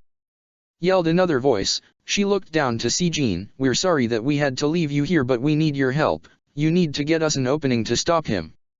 Mina stood up off the ground, bits of building sliding off the side of her as she once more made her stand, the armored Titan now just a couple streets away from her. She felt that same rush of anxiety, fear, and dread. She felt herself buckle slightly. Mina, we attack together, okay? Mikasa told her, showing her a thunder spear. She then felt the small hook snip into her neck and face as her friends stood on her shoulders. She once more focused on her hands as a familiar crystal coating covered her fingers and knuckles. Maybe I was never meant to survive Trost. Maybe I should have died a while ago when I joined the Scouts, eaten by a Titan or killed by an MP, Mina thought, and maybe I should have died on the field against Annie instead of taking her place, but I didn't. I'm still here, and so long as I'm here, I'll keep going. Armin hopped onto the top of the wall, immediately buckling under his own weight as he fell to his knees. Kman. I have to reach Eren. He placed everything onto his uninjured leg as stood up and hobbled over to Eren, the Titan's head close to the edge of the wall. Armin approached Eren's ear. Eren, wake up. He yelled into the ear. Still there was no response. Armin hobbled back a few steps, still holding onto his handles. He fired his hooks upwards and onto the top of Eren's chest, pulling him up, clawing his way to Eren's throat. I'll just have to do the same thing I did back at Trost then. He muttered, kneeling on Eren's Titan's chest. He lifted his blade into the air. We can't die here, Eren. Armin stated aloud. We still haven't seen the ocean yet. He plunged his blade just above Eren's chest and below his throat. Wake up, Eren. Eren's Titan groaned slightly as Armin quickly positioned himself onto its shoulder. The Titan began to move, lifting its head up slightly from the ground. Eren, can you hear me? Armin called out into Eren's ear. Eren's Titan lifted his head up slightly and nodded. The colossal Titan is heading towards us. He's getting closer. Armin told him, I need your help to stop him. I have a plan. We'll trick the colossal Titan. I'll distract him while you cut him birdhold out of his Titan. Eren's Titan turned his head toward Armin. Armin looked at his glove, the glove that was marked with the flame alchemy used for explosive fire. Armin clenched his hand into a fist and shows it to Eren. I'll use this, I'll use flame alchemy to hold him off, and it should be like firing a cannon at him, not enough to kill him but just swat his hands away and maybe blind him if possible. Armin clung onto Eren's hair as the Titan began to sit up off the ground, its legs dangling from the wall as they both looked at the incoming colossal Titan looking back at them as it slowly approached them. This plan, if it doesn't work then it's almost certain that I'll die, I may even have to die for this to succeed. Armin admitted, but if it works then we'll beat him. Armin turned to look at him as the Titan turned its head to, I have no intention of dying here, Eren, we still have to see the world outside, and the ocean. Armin turned back to the colossal Titan, but no matter what, stick to the plan. Armin hopped off the Titan's shoulder, the gas from his ODM gear slowing his descent. He buckled as he landed as he fell to his knees. I can't show weakness now. Not this time. I must stand. He placed his injured foot onto the ground as he knelt. He picked out a piece of chalk from his pocket and began to scribble and fill a circle, placing the chalk back in his pocket before slamming his hand down on it. His injured foot was quickly encased as the floor covered just below his knee. He once more pulled himself up, flashes of his childhood and his bully's torment seeping through his mind. Stand, if just for one more time. I can't run away, I won't run away. Moblet. Nifa yelled out, the Titan is moving left. Team 1 and 2 spread out around the Titan. Moblet ordered, do not engage at the Titan unless necessary. The squads of Dirk and Hang were now scattered across their own battlefield against the fast and large-jawed Titan. It prowled around the ruins, dashing in between the buildings and rubble as it picked off lone scouts who tried to hunt it down. Where's Dirk? Nifa asked. The Titan ambushed his squad. Moblet replied. I don't know what happened to the other officers. So it just might be us then. Nifa stated with apprehension. Then we'll just have to take control of the fight. Looks like it. Moblet replied. Everyone, stick together. Nifa ordered, teams, 20-meter spread. Do not engage the Titan with your blades. Moblet ordered, his eyes scanned across the area as it looked for the Titan, its heavy footsteps crunching against the rubble as it hid and watched them like a hunter lurking in the woods. We still have to look for Hang. Nifa said, her back facing Moblet as they scanned the area. Moblet sighed through gritted teeth, we can't at the moment. He admitted if we split our focus then we risk defeat. Hang wouldn't want us to get distracted. He choked out the last few words. Yeah, she would. Nifa replied. There was a chain of explosions to their right as they caught sight of the Titan rushing through a group of scouts, ambushing them. Team 3 and 4, pursue the Titan. Nifa ordered. The Titan is heading there. She pointed in its direction of travel. Team 1 and 2. Prepare to intercept the Titan. Moblet ordered good luck. He told Nifa. Same to you, Moblet. Nifa replied. They both quickly parted ways towards their teams. Moblet flew through as he joined up with the other teams as they made their way towards the Titan. Nifa and the others' teams began their attack on the Titan, swarming the Titan on all sides as they fired their thunder spears at it. The Titan pulled away, the spears either just ground and one striking its hand, the explosions damaging it while the spear pierced through its hand blowing it into smoking pieces. The Titan blown to the side, retaliating quickly, grabbed a handful of rubble in its one hand and threw it at the scouts dispersing from the battlefield as some of the rocks colliding with its target and sent them scattered across the ground. Fire! Moblet ordered as he pointed his thunder spear at the Titan. The Titan quickly turned its head towards the group and pounced towards them, throwing its body at them before they could fire off their spears. The Titan waved its claws at them, cutting through some of the scouts, its wayward strike hitting Moblet to the side with the back of its hand. Moblet! Nifa yelled out as he crashed into the ground, his ODM gear just breaking the speed of his fall. Moblet tried to stand up quickly, as he pushed himself up a sharp pain shot through him forcing him down. He placed his hand onto his side trying to find the source of his pain, another sharp bite of pain followed. Someone get him! Came an order, there was a reassuring sound of zipping cables. Suddenly cut out by the rapid stomping of the Titan's footsteps and the heavy menacing breath, a brief cry followed as the scout was slashed to pieces. Their guts splattering onto the ground next to him. The Jaw Titan had spotted Moblet on the ground just a few meters away from him. The Titan raised its claws, Moblet under the shadow of its hand. The Titan is then knocked over to the side, a mysterious force into a pile of rubble. Moblet blinked a few times in shock before quickly noticing the stone fist which had struck it. "Hey!" came a yell nearby. Moblet turned his head to see Hang crouching down on a road with her hand placed onto the ground as she kept her eyes on the Jaw Titan. "You leave my squad alone, you want to fight? Then face me." Blue sparks of light dancing around her. The Beast Titan held a rock in its hands, placing it between and breaking it into two. Zeke looked upwards towards the village. It had almost become a smoking reek of broken houses and buildings, with only that smaller secondary wall standing in the wall of his shower of rocks he had been raining down on them. The beast hummed with its deep and growly voice, "Perhaps I should change my technique. Can't hit them with a pitcher's throw, need to loop it over the wall. Maybe I should have taken up basketball too."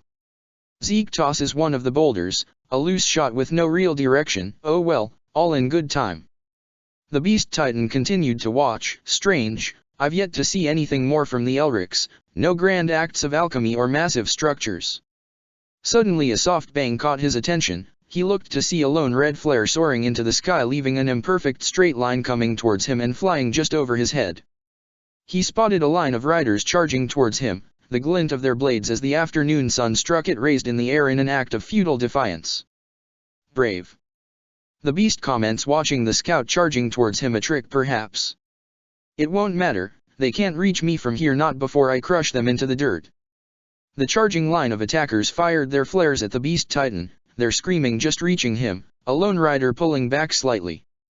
The Beast Titan crushes one of the boulders in its hand and prepares to shower the scout in it, pulling back his arm and tossing the storm of rocks onto some of the riders and killing them instantly. They were annoying, like screaming children. An entire line of attackers sacrificed in an instant. Before he could toss the hand of rocks, he notices one riderless horse charging towards him. He stared at it, perplexed. "What? I thought I killed the horses along with them." Suddenly the earth around them began to shake like a concentrated earthquake that shook the area violently. Large columns of rock, stone, dirt, and mud rose from the ground, like a city of towers had been hidden underneath the surface, now rising to the sky, crowding the once open field. It was him. Zeke realized in frustration.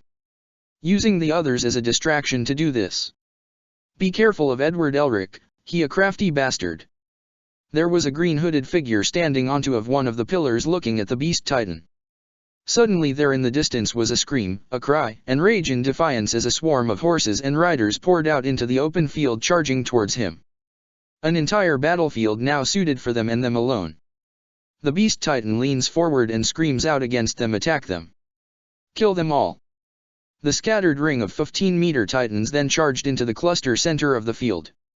Amidst the rumbling of the Titan footsteps, the echoed screams and roars, Zeke could make out a very faint cry. "Rage, my soldiers! Scream, my soldiers! Fight, my soldiers!" Chapter 53, Signal for Humanity. "How many people are there?"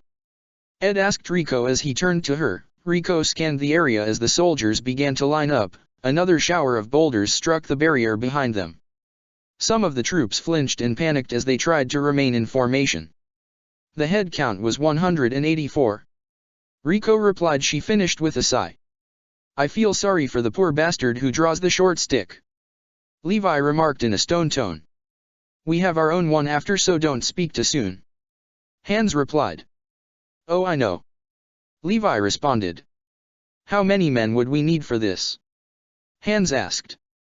"One line of 20 would be enough of a distraction," Erwin stated in his calm and stoic manner. "There are about 9 lines of 20 about people in front of us. Time to draw straws then," Levi stated. Ed looked down at the table, a small piece of wood in front of him. He placed his lands together and touched it. Bright sparks of light fluttered around it as a bright light shone. The piece of wood broke into 9 sticks of varying length. Ed grabbed the sticks in his hand. He hid their length in the palm of his hand as he gripped the sticks. "Edward, do you want to do this?" Levi asked. "Those people are going to do this for me," Ed replied. "They at least deserve to look me in the eye." Levi nodded as Ed stepped up. "One person from each line steps forward and collects a stick," Erwin ordered. Each representative will line up before us in order of collection. Nervously, one person from each line walked towards Ed in an unorganized fashion. Ed looked each one in the eyes as they picked out a stick from his hand. They were apprehensive, scared, terrified and anxious about what the length of the stick they drew meant for them. All except one. Ed looked upon the familiar face, the one that confronted him and his brother the night before the expedition to take back Wall Maria, their messy blonde hair and hardened expression as they stared Ed down. Ed kept his face calm and stone-like as he drew the last straw and walked away. The higher-ups are willing to throw men to their deaths to protect you. The Floch's words echoed in his mind, one rule for us and another for you. Ed sighed as he looked at his empty hand. He looked back at the rows of people, all anxious about their fate. They would be sacrificed to protect him, sacrificed in order to make sure his plan worked. He felt sick to his stomach as he watched the representatives go back to their lines. Our turn. Levi said. He looked towards Ed, who picked up 3 more sticks off the table. Erwin looked towards the 3 officers and placed a clenched fist over his chest. Dedicate your heart, he said calmly. Dedicate your heart. Hans and Rico echoed as they pulled out the sticks from Ed's hand. Levi nodded at Erwin. Ed this time looked away, not wanting to see the faces of the people who were close to or familiar with when they drew sticks for him to die, not wanting to somehow influence the decision. Ed looked back to them. The 3 held up their sticks, showing Levi and Rico to be safe, and Hans to be the one to lead the sacrificed line.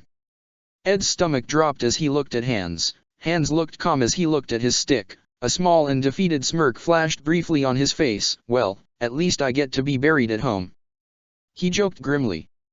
Hans, I'm so sorry, Ed muttered. It's not your fault. Hans tried to assure him. He breathed in deeply before quickly exhaling. Captain Levi, Ed, tell those 3 kids that I couldn't be more proud and lucky to have known them. Godspeed, Lieutenant Hans, Erwin said to him. You too, Erwin, Hans replied. All troops, Erwin called out. The representative who pulled out the shortest stick will be the line which will take part in the initial wave, Erwin informed them. You will provide cover for Edward Elric to use his alchemy to change the battlefield. Lieutenant Hans will lead you in battle. There was an initial panic among each line as they checked the stick. When it became clear that those on the front of the row were the unlucky 20, some of them broke down on the spot crying as others stood still with a look of fear and horror etched on their faces. Ed didn't know what possessed him, but he walked forward towards the first line, towards one of the troops crouched down crying their eyes out. He knelt down before them too. They looked towards him as he held out his hand and helped them back onto their feet. This wasn't supposed to happen, one of them muttered. Please, there has to be another way, another cried. Edward, please save us. One begged him, please don't make us do this. He took a few steps back and looked at them, each one of their faces all staring at him, those of the damned and those of the lucky. I'm sorry, please forgive me, he said to them as bravely as he could. I never wanted this for any of you. I wanted to protect you all, but I failed. He paused. I'm not the hero some of you must think I am, or the savior that humanity was given. I wish I was better than what I am, or knew of a better way if it meant I could stop this. He admitted, you have all given so much and many of you gave more. I have no right to ask this of you, but for this moment go forward and steel your resolve.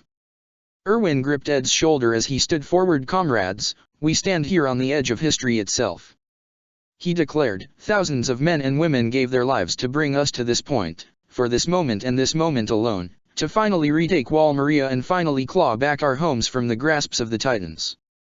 His voice roared out, and as we go forth here, as we charge forward either to make our own sacrifice or to make our stand, we carry on the mission and their memory as those after us will do so. We carry on the bravery of the fallen, we carry on their anger and their rage at this cruel world. Berthold could only watch as Armin tried to hold himself in place, a stone cast holding his foot into the top of the wall itself. Why would you do that, Armin? He wondered. Do you think you'll run away, trying to stop yourself from having any second doubts about something? As he watched Armin more carefully, he noticed his body leaned over slightly. No, you're in no position to fight, are you? Are you choosing to be brave in your final moments? Berthold continued to walk towards them, turning his gaze towards Aaron, who sat with his legs dangling over the wall. Berthold thought that Aaron was going to stand up when his Titan only leaned forward. and fell off the edge of the wall and crashed onto the ground. Aaron! Armin yelled out. Ah, looks like whatever you were planning on doing won't work then. Armin turned back to the colossal titan. Berthold began to raise his hand, the smoke drifting off of his arm as his fingers touched the sky. I promise that this won't hurt. Armin raised his hand up, as if pointing towards his hand as he continued to look at Berthold. Click. It happened too fast for Berthold to notice it. A streak of fire was shot through Armin's hand like lightning before it struck the palm of Berthold's hand, blowing it back with the force of a cannonball's strike and explosion. The colossal titan was struck and stunned. What the hell? Armin struck again, another streak of fire hitting Berthold's shoulder, forcing him to step back. Is this some kind of trick? Did they teach you this, Armin? Firing flames just from your fingers, trying to live up to your names as the devil's children. Berthold! Stop this! Armin yelled out towards the colossal titan. We don't have to do this, just stand down. Tell Reiner and your other comrades to stand down. Armin, it's far too late for that.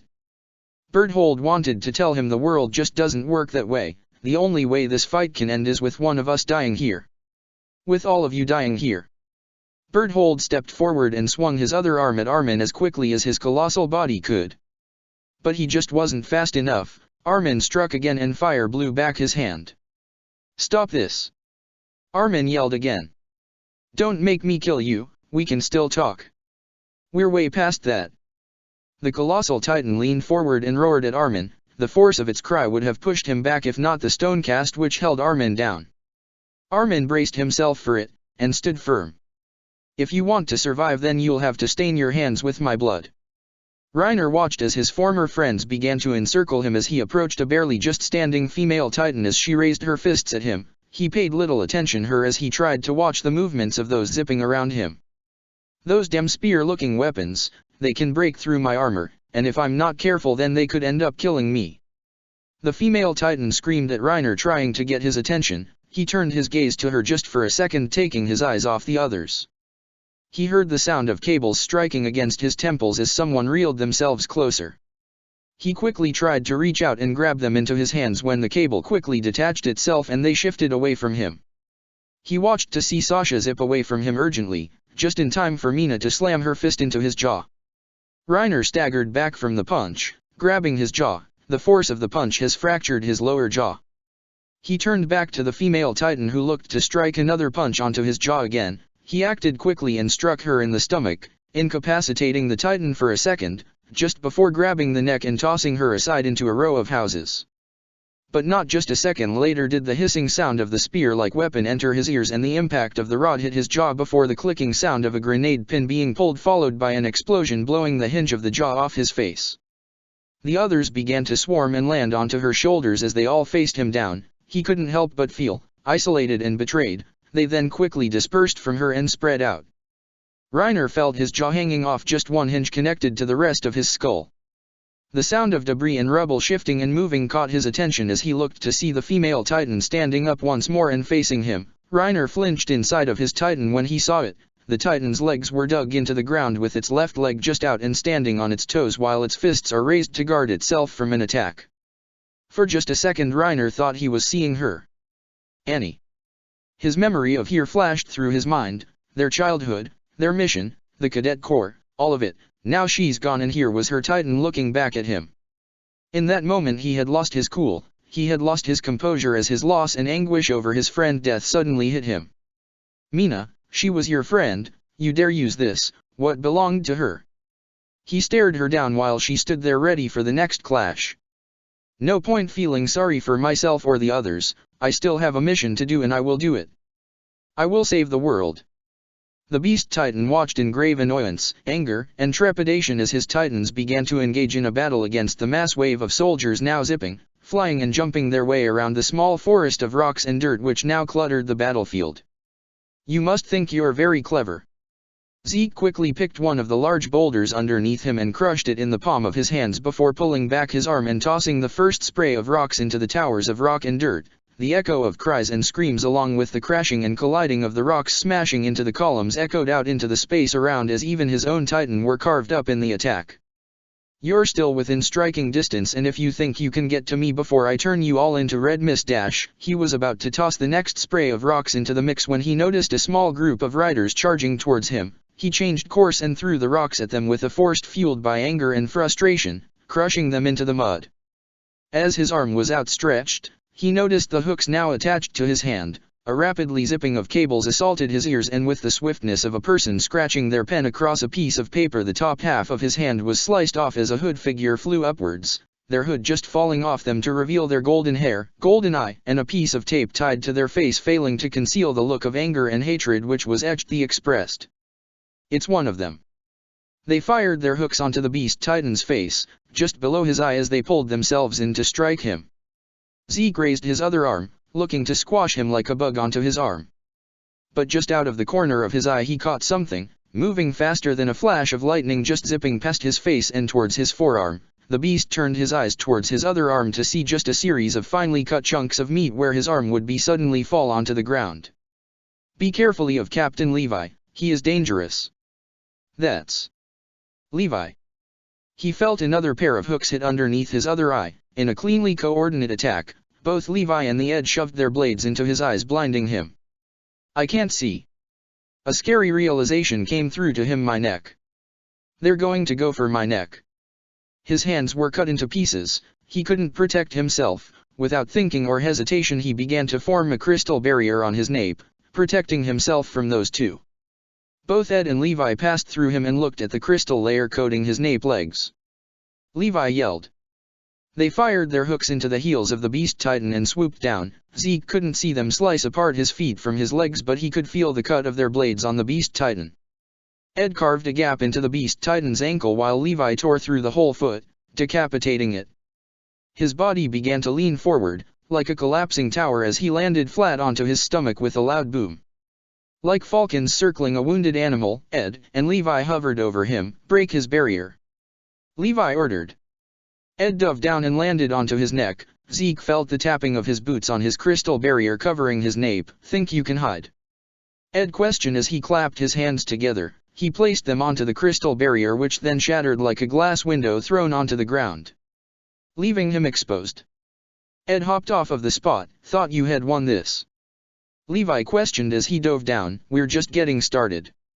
Levi stabbed through the now exposed nape as he ripped out a hole through it.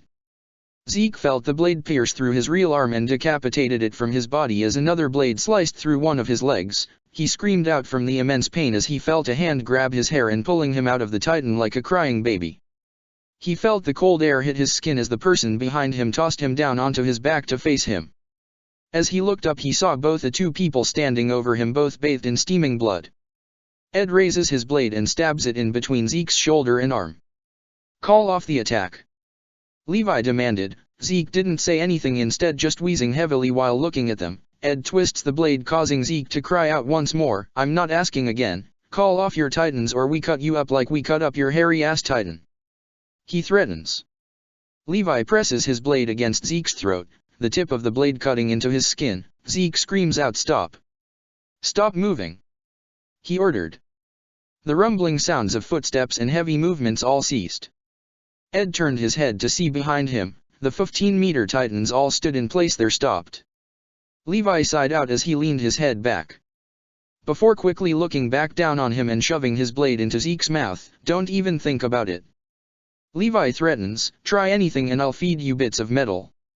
The smoke from his now decaying beast titan fogged up the area. Pike, where are you?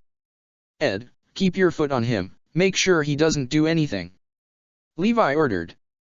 Ed planted his boot onto Zeke's chest, pressing down. There was a galloping behind them. Ed looked behind him to see a rider coming up to them, Marlowe. He called out, a look of relief and happiness appearing on his face. What's going on? Levi asked. Rico's ordered all the wounded to be quickly moved back to the town, Captain, Marlowe told them. Tell them to kill the rest of the titans. Levi yelled back, exasperated. Where's Irwin? Marlowe swallowed before answer. Captain, he's being dragged back to the town, he replied. Both Ed and Levi's faces drop. A titan had him in his grasp and almost crushed him in its hand. Levi looked shocked and concerned while Ed looked anguished at the news. Both Ed and Levi turned their head back to Zeke as a very simple solution came into the minds of everyone there. Find Erwin, bring him here and kill the rest of the Titans. Levi ordered. Now, go. Marlowe nodded before quickly turning his horse and riding off. Captain, there's still another shifter. Ed stated looking around, the smoke blocking his view. That crawling one that Armin said led the Titans on the left side. Levi looked to have come to the same realization.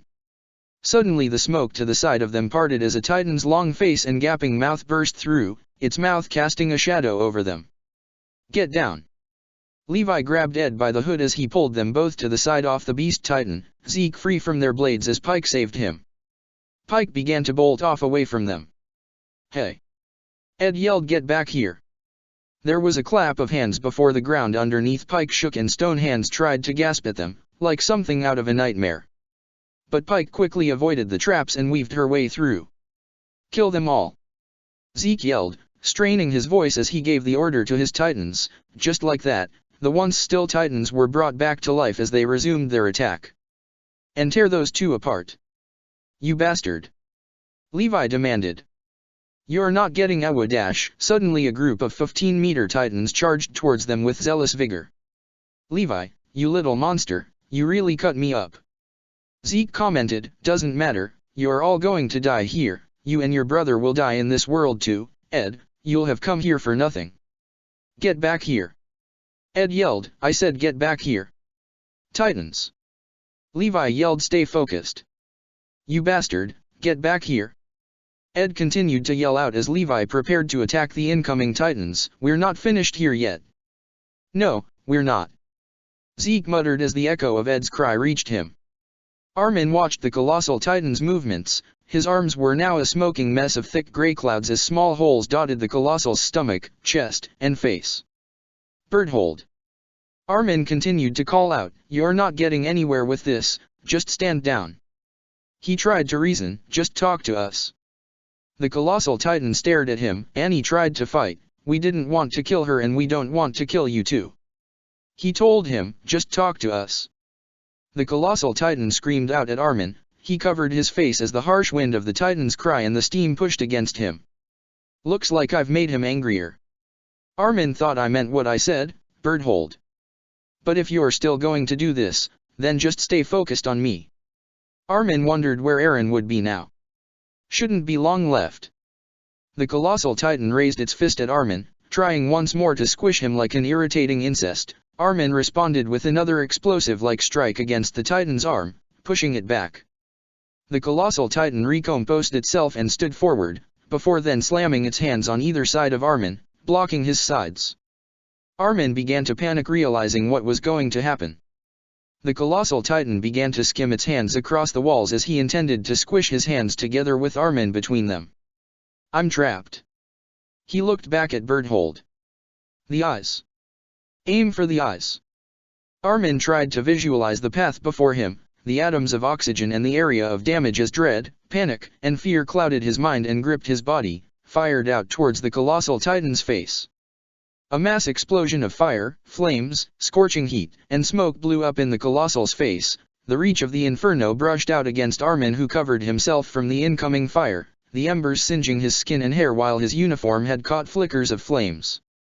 The colossal was pushed back once more as a floating wall of smoke separated both Birdhold and Armin.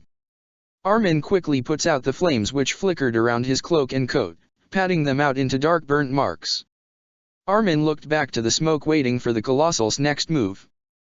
Birdhold must have been desperate.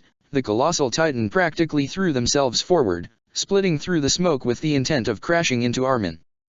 Armin didn't have enough time to think, only deeply breathe in once as he braced himself for it, covering his arms around his head. Ah! Someone cried out. There was a similar sound of blades cutting into flesh as the colossal Titan twitched and fell, slamming its head onto the wall then the ledge. Its head scraping against the surface as it crashed into the ground. As the sound of scraping died down, the almost whisper of zipping cables caught his attention as he spotted Eren zipping towards a nearby building as he carried Birdhold. Armin fell to one knee, placing his hand on the circle near his foot as he freed his trapped foot from the cast. He collapsed onto the ground, exhausted in every way as he caught his breath and looked up to the sky. He wanted to laugh, he felt like crying, but instead he just continued to look up into the clouds as the realization of how close he came to dying staying quiet. He pulled himself up, sitting slightly as he fumbled for his flare gun and loaded a shell into it. He pointed it upwards towards the sky and pulled the trigger. A loud bang cried out as the hiss of the canister followed. Armin looked back to the other side to see the garrison and scout troops engaged in a battle against the remaining Titans. He felt a shot of dread and fear as he watched the battle ensue in the distance. However, as the Titans quickly became impaled on skewers and stakes that ruptured from the ground as blue streaks of lightning and energy loomed around the battle, he felt relieved if just still concerned. But just off the corner of his eye, Armin spotted something, running away from the battle. It looked like a horse at first, but as it grew closer, the other intelligent Titan. Mina breaks from the skin of her Titan, the nerves still connected to her cheeks and around her body like a person entangled in fleshy wire. Mina, good job keeping him occupied, Jean said. But we still need to find a way to break his jaw. We can't use the other spear, otherwise we'll be useless against him, Mikasa stated. I can't take on Reiner in a head-to-head fight again, last few times did work out, Mina replied, but I think I have a way of doing it. She said, I could break his jaw off his hinge. Don't think you'd want to get that close to him, Connie said. He'd just punch you away like he did with you and Eren. He'll likely see it coming then, Sasha added grimly. Reiner was always smart. I don't need to punch him to break the jaw, Mina answered back. I think I can use Annie's move. They all looked at her. I keep getting memories of her training. It's like I know her technique inside and out, and I'll strike his jaw with my foot. Okay, if that will work then go for it, Jean encouraged. But we'll also need to distract him to give you that edge. We could throw some long sticks at him, Connie suggested offhandedly. They all looked at him puzzled.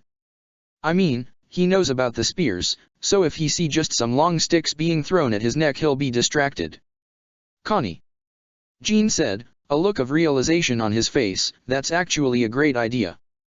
You think? Connie said with a smug look. Yeah. I think I can get you an opening once that happens. She tried to visual the fight in her head. So be ready. That will work, Mikasa said. Let's get into position. Mina, good luck, Sasha said. Mina nodded at them before they quickly jumped off of her and scattered into the buildings. She dived back into her Titan, her vision shifting from the sight of fleshy muscle and nerve to the eyes of her Titan looking at the armored Titan.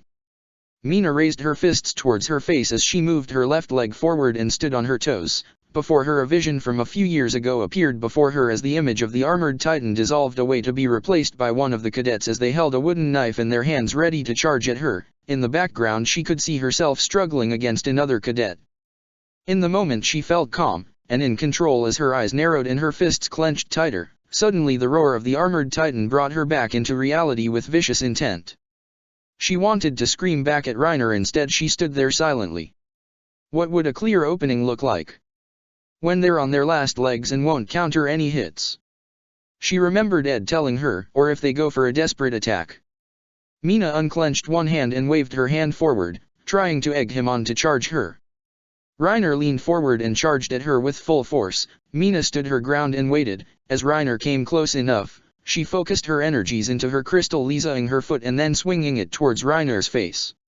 She placed everything, her kick, a full force using every bit of energy. Her foot struck Reiner's jaw, breaking the jaw off and tossing it away as Reiner was smashed into a nearby building. Mina quickly rebalanced herself as she looked towards Reiner. She quickly moved away from Reiner, trying to distance herself as she watched him stand up. As he turned his head she could see the tongue of the armored Titan spilling out of its throat. Just on the edge of her sight she saw Connie and Sasha running towards Reiner just from his sides, leaping and firing their hooks onto Reiner's neck as they pulled themselves forward with one hand while holding long wooden sticks, leaning against their arms. They passed by the armored Titan's neck. Reiner quickly covered his nape with his hands as they tossed their sticks at his hands, the wooden poles harmlessly bouncing off of him. Now's my chance.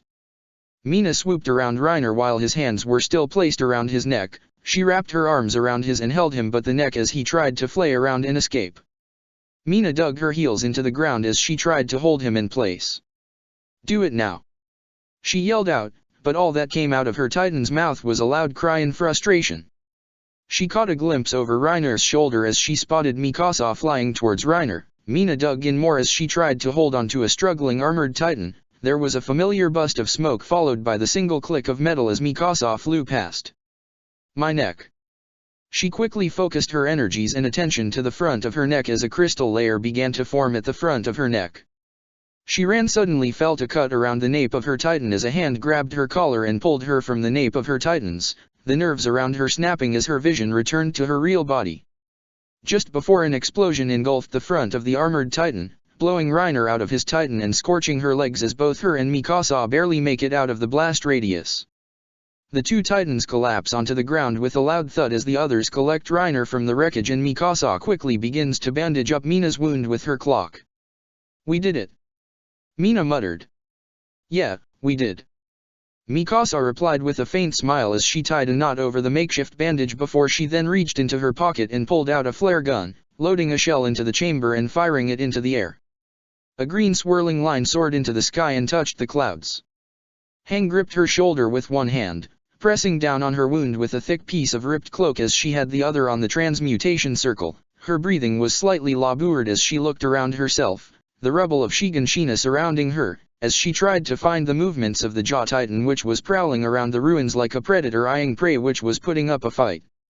She caught glimpses of her and the remnants of Dirk's squad zipping around her in support as they themselves waited for an opportune time. Kman. Kman. Hang muttered to herself, show yourself. She felt beads of sweat drop down her head. Focus, focus, focus. She began to list of the elements of the environment around her. Did it run away? The sound of loud scurrying off to her side caught her attention. Squad leader, behind you, yelled one of the scouts. Hang looked over her shoulder to see the Jaw Titan charging at her back. She turned her head back down to the blood transmutation circle she wrote on the ground.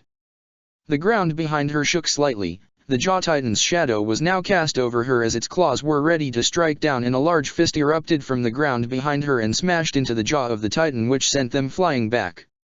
Hang turned around to face the Titan. Gonna have to try better than that, get me? She taunted. The Jaw Titan got up to its hands and legs. You were having so much fun killing my comrades but you can't cut it against me.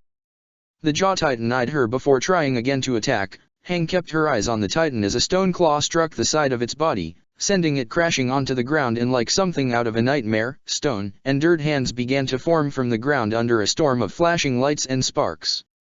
The jaw panicked as it thrashed at the hands with its claws to escape, breaking it into pieces as others held it down. The scouts swarmed the Jaw Titan like hawks before firing their thunder spears at the Titans. The Jaw Titan barely escaped, just narrowly avoiding the spears aimed at his head. But it wasn't fast enough to avoid the spears which buried themselves into its legs and hip. There was a familiar click before the spears exploded, destroying large chunks of its body.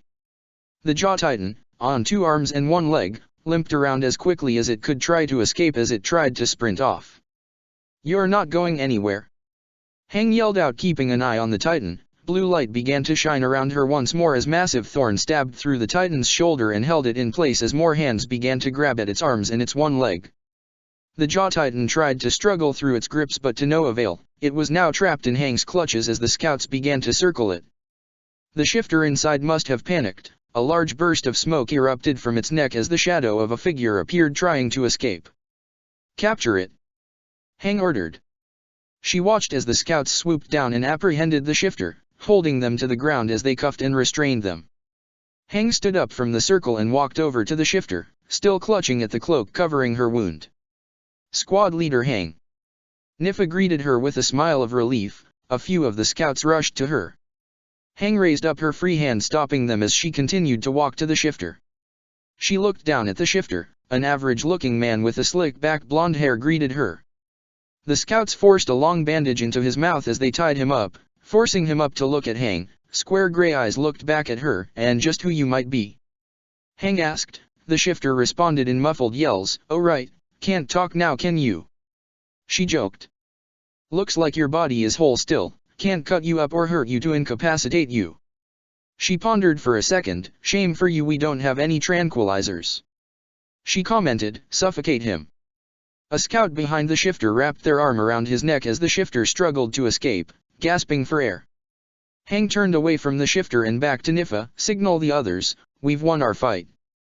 Nifa nodded her head as she reached for the flare gun and loaded in a shell before firing it off into the sky. Hang looked up into the sky to see the traces of other green flares into the sky. Hang smiled. Victory, it seemed, to be a matter of when then if. She shut her eyes for a second before collapsing onto the floor, completely exhausted.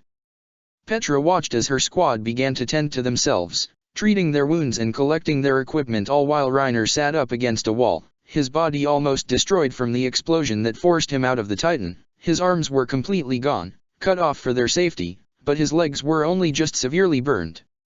She heard the distant bang of a flare going off. They all turned around to see another green trail reaching into the sky among the others. Have we won? Connie asked almost excitedly. Looks like only the squads inside the district have beaten the Titans. Jean observed, standing on a rooftop above her holding a small telescope. We still don't know about the others outside fighting the Beast Titan. Jean hopped down onto the ground, rappelling himself. Suddenly the sound of more rappelling and hooks caught their attention as other scouts descended onto their positions. It's Hang and Dirk's squad. Sasha yelled out. They all gathered around. One scout quickly placed down Hang onto the ground next to the other injured troops as they were quickly attended to by others inside an empty house nearby. Levi's squad looked through the windows at an unconscious Hang and another individual with a bag over their head, tossing them onto Reiner's lap. Will Hang be all right? Petra asked. I think so. Nifa, she's lost a lot of blood, but we were able to stop the bleeding and treat the wound. She explained, for now I think it's best we just let her rest. What happened to squad leader Dirk? Mikasa asked. The Jaw Titan killed him and almost decimated his squad. Nifa explained, Petra, you're probably the highest ranking officer still left standing. Standing maybe, but I don't think I can fight. Petra commented, glancing down at her bandages. All right, Nifa, gather a group of any left who is able-bodied. Jean and Mikasa, you go with them, head to the other side, and refuel your canisters and blades. She ordered, find Armin and Eren and assess the situation outside the district. If things look stable then we can head back, but if they need help then we'll at least be ready for provide it. Nifa nodded her head, right, I'll gather anyone I can. Both Jean and Mikasa nodded at her before joining with Nifa. Petra. Someone called out. She turned to see Alphonse leave the house where the wounded were being housed. Alphonse, you should get some rest. Petra told him. I'm fine, just because my arm is broken doesn't mean I can't do anything else. He said almost jokingly. Petra gave him a faint smile. I wanted to talk to Reiner, and the other shifter if possible. Petra nodded her head slightly. Okay, I was going to do that anyways, so if you want to come along then fine. Petra stated. She then pointed to the ripped handle of an ODM gear lying in a small pile of ruined equipment. Pick up a blade just in case, my whole body would kill me if I bent down to get one. Alphonse nodded his head and headed over to the pile, picking up a single blade with his good hand before the two walked back towards Reiner and the other shifter. There was a zipping of cables above them as the group led by Nifa headed off to the wall. The two stood before. Petra reached into her pocket and pulled out a metal case. Reiner. Petra called out, holding the metal case. What the hell is this metal case we found on you? She demanded. You tried to fight off Connie, Sasha, and Jean just to keep this close. It's a letter. He replied simply. To who? Petra inquired further. It's from Emir, to Historia. Reiner stated. Please give the letter to her. We will, if that's the case. Petra replied. After checking you haven't done anything to it. Reiner. This time Alphonse called out to him. He knelt down. Last time we talked you wouldn't answer my questions, but you're going to now. Alphonse removed the blindfold from Reiner, the two looking at each other in the eyes. Alphonse pulled the shifter off of Reiner. Reiner looked at his captured comrade, a look of trepidation on his face. I'm going to ask you, where are you from and why are you doing this? Alphonse placed the blade underneath Reiner's neck, forcing him to look at Alphonse. Go ahead and kill me. Reiner taunted. I won't tell you anything. Alphonse stands up, grabbing the other shifter by the collar as he stood up. "Maybe you're okay with letting yourself die, but..." Alphonse didn't finish his sentence. The intention here was clear. "You wouldn't dare?" Reiner told him. "Maybe I wouldn't," Alphonse replied. He turned to Petra and handed her the blade as he tilted the body of the other captured shifter enough for a clear angle of their neck. "One last time, where are you from and why are you doing this?" Alphonse repeated the questions. "You wouldn't risk causing injury to him, you'll just give them an opportunity to shift," Reiner told them. "They're unconscious, we've had others check and I've been cutting the necks and body parts of Titans for years." Petra told him. "You think I can't decapitate your friend in one slash? Try me." Reiner stayed silent for a few seconds looking back at them and then his unconscious comrade silence. "Fine," Petra said, "one less shifter to deal with then." She raised her hand up before swooping it down onto the exposed neck as Alphonse braced himself. "Wait!" Reiner yelled. Petra stopped just before the blade could touch their neck. "Marley, we're from Marley." Petra looked at Reiner confused while Alphonse looks to have come to a realization. "That's the name of your civilization, your country?" "That's it, isn't it? Warrior is just a military rank of Marley," Alphonse said. "But why are you doing this?" Reiner was silent for a few more seconds. "To save the world." Both Petra and Alphonse looked at Reiner confused. "The world?" Petra repeated. "What the hell do you mean save the world? Incoming!" yelled one of the scouts, followed by a loud crash of something landing onto the ground. The three both looked to see another shifter now running towards them, a person sitting on top of a platform strapped to the Titan. "Get out of the way!" Petra yelled. She grabbed onto Alphonse and with every ounce of strength she had left in her threw themselves to the side as the Titan just missed them. Both her and Alphonse crashed into a wall. She cried out as her already injured body was further damaged. Alphonse stood up quickly and picked up the blade looking at the Titan which now had both Reiner and the other captured shifter in its mouth. "Where's the female Titan?" the shifter sitting on the Titan said before looking to Alphonse. "Gold hair and eyes, you're the other brother." Alphonse stood his ground as the other scouts quickly tried to regroup. "Wish we had time to kill you two monsters," he said before the Titan quickly scurried off, jumping off from roof to roof. "Follow that Titan," one scout ordered. "It's heading for the river," yelled another. Alphonse tried to follow them as the other scouts gave chase, sprinting down the street as quickly as he could. Suddenly a flurry of flames was fired at the Titan, knocking it about and off course. The Titan barely kept its footing as he landed back onto the ground. "We're not done here," yelled a very familiar voice. Alphonse looked up to the rooftop of one of the houses to see Ed, his clothes and body soaked in smoky blood as he held up Armin in one arm who tried to hit the Titan with its fire alchemy while leaning into Ed. "You!" the Titan yelled out looking at Ed and Armin. "I've had enough of you." The scouts began to surround them before the Titan made one last mad dash for the river. He could only watch as the scouts tried to chase it but to no avail. The Titan zigzagged around trying to avoid the spears as it took one last leap into the large river of the district before throwing the other shifters into its mouth and submerging underwater. As he arrived on the scene, Alphonse collapsed onto his knees trying to catch his breath as the other scouts stood at the edge of the lake watching the wooden platform and the crates float to the surface without any trace of the Titan or the other shifters. A streak of fire schemed the surface of the water, smoke rising from top. Alphonse turned his head to see Armin on one knee as he scanned the river, setting fire to its surface trying to smoke out the Titan as Ed stood next to him. "Damn it!" Ed yelled out in pure frustration, his voice straining. Alphonse walked up them. They both turned to see Alphonse. "Ed?" he muttered. "Al." Ed replied, a bandage wrapped tightly around his left eye. All at once, Alphonse suddenly began to cry tears of relief as he dropped the blade as he threw his one good arm at Ed and pulled him in for a hug. Ed responded in kind as they both held each other tightly. Levi looked around at the scene before him, the battlefield where he and the other scouts and garrison troops fought off the horde of 15-meter Titans was nothing but a field of towering stakes, shards, and spikes poking from the ground which had impaled a Titan which had now long since turned to dust and ashes. He stood on top of the barrier which had shielded them from the rain of rocks and crushed boulders which the beast Titan tried to destroy them with.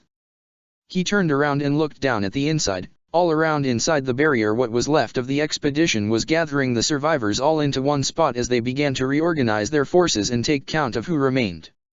Levi dropped down onto the ground, silent as he watched and walked towards the wounded. The line of them seemed to stretch out as far as the eye could see.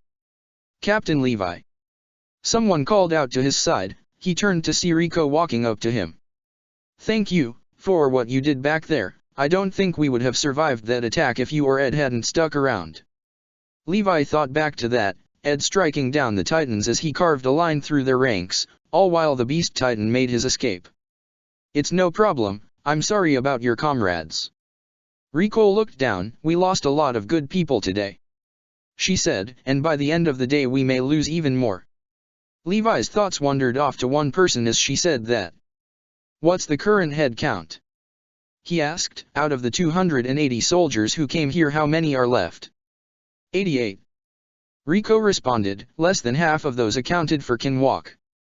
Levi sighed. "Okay, continue to have the troops look for survivors. Once we get a clear number we'll settle down and rest. God knows everyone here deserves it." Rico nodded as the two parted ways. Levi carefully made his way through the rows of injured people as he tried to find him. "Where are you, Erwin?"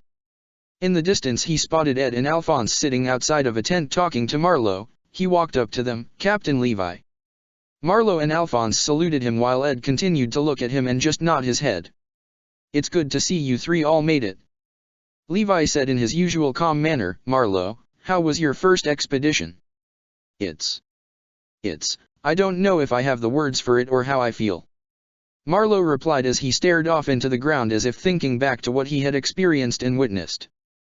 Levi placed a clenched fist over Marlowe's chest. "Bring him back to reality. Welcome to the Scout Regiment." He lowered his hand. "Do you three know where Erwin is?" "He's in the tent," Ed replied deadpan. "The medical team are trying to save him." "What did they say?" Levi asked. "How is it going?" They were silent for a couple of seconds, Levi quickly picking on the hesitation. "They said they're doing everything they can, but they don't think it will be enough." Alphonse replied this time. "They don't think he has long left." Levi continued to look stoic and calm as Alphonse informed him. Levi breathed in deeply. "Captain Levi, I know that you and Commander Erwin had been comrades for years. I want to say that we're so sorry for Dash." "Stop, please, there's no need for mourning," Levi stated. He reached into his jacket and pulled out the black box which sat in his pocket. The three were silent as they looked at the box in his hand. "Where's Berthold?" Levi asked. "Tied to a post inside of a tent there," Ed said, looking at the tent that stood not so far away. "Tell the medical team to get Erwin on a stretcher and bring him out into the front of the village," Levi ordered. "I'll go get the colossal titan." The three nodded as Ed stood up and walked into the tent. Levi approached the tent. Two guards stood by it. They moved out of the way as he opened the flap to see Berthold without his arms or legs and his body tied to a wooden post in the center of the tent while his eyes were covered with a blindfold. The tent was steamy from the smoke he produced as he regenerated his limbs. Levi knelt down to Berthold's level, tapping him on the head. "Knock knock, you awake?" he asked coldly. Berthold shuddered slightly as he pressed his back against the pole. "You remember me, don't you?" he asked. "I nearly ended your life 2 times, each time you got lucky." Levi stood up and walked around him. "Something tells me, you aren't going to be so lucky a 3rd time." Levi sliced the Berthold spines from the post as Berthold flopped to the floor like fish out of water. Please, don't kill me," Berthold begged through a weak whimper. "My father is waiting for me, he's sick and I need to see him." Levi immediately kicked Berthold in the stomach. "How fucking dare you?" Levi responded, his calm demeanor breaking into rage. "The things you've done, after all the people you've killed and had sent into the stomach of titans, call it poetic justice." Levi grabbed Berthold by the collar and began to drag him out of the tent as Berthold screamed out for help, the commotion grabbing the attention of the others who stood by and watched as Levi dragged the helpless shifter on the ground and led him off. Levi looked at them, the black box in his other hand. They knew. He spotted the members of his squad watching him as he dragged their once former comrade to his fate. Jean stepped forward when Petra stretched out her arm, stopping him from moving further. "Captain," Jean said weakly. "It's either him, or Erwin," Levi stated. Jean swallowed hard as he took a step back. Connie, Mikasa, Mina and Sasha looked at Berthold and him with soft frowns on their faces as they accepted the fate of their former friend. "Guys? Please save me," Berthold pleaded. "Please." They were silent. Levi continued to walk. "No. No. No. Please help me." They never did. Levi continued to drag him through the barrier entrance and then through the main road of the village, the ruins of houses and buildings surrounding them as some of the troops outside watched him. He approached the end of the road where he saw Ed and the medical staff member near an unconscious and deathly pale Erwin. He threw Berthold to the side, less than a meter away from Erwin. "Stand aside, both of you," he asked. The two backed away. Levi knelt down and took out the syringe in the box, stabbing the needle through the vial and pulling in the serum. "I'll grant you this mercy," he told Berthold. He walked up to him before then stomping on his head, knocking him out cold. Levi then took Erwin's real arm and injected it into him, pushing the needle down as the serum entered Erwin's body. Levi quickly stood up and sprinted away to the others. A small crowd was beginning to form as some came through to watch, scattered around the rubble from a safe distance. There was an explosion of bright light in a large cloud of smoke before a 15-meter titan appeared before them, with short and messy blonde hair, a square-like head and a muscular body with a thinly tanned complexion. It stood there for a few seconds before turning its head towards Berthold and picking him up. Its attention turned from those watching. There was sickeningly recognizable crunch before the titan then collapsed onto the ground on its front and a burst of smoke erupted from the nape of the titan. Levi quickly jogged up to the titan, others quickly following him. As he arrived he saw a body dressed in the scout uniform emerge from the nape covered in red fleshy nerves. There was a wet snap as the body pulled back and looked upwards to the sky. A familiar face covered in scar lines which covered its cheeks and behind its eyes.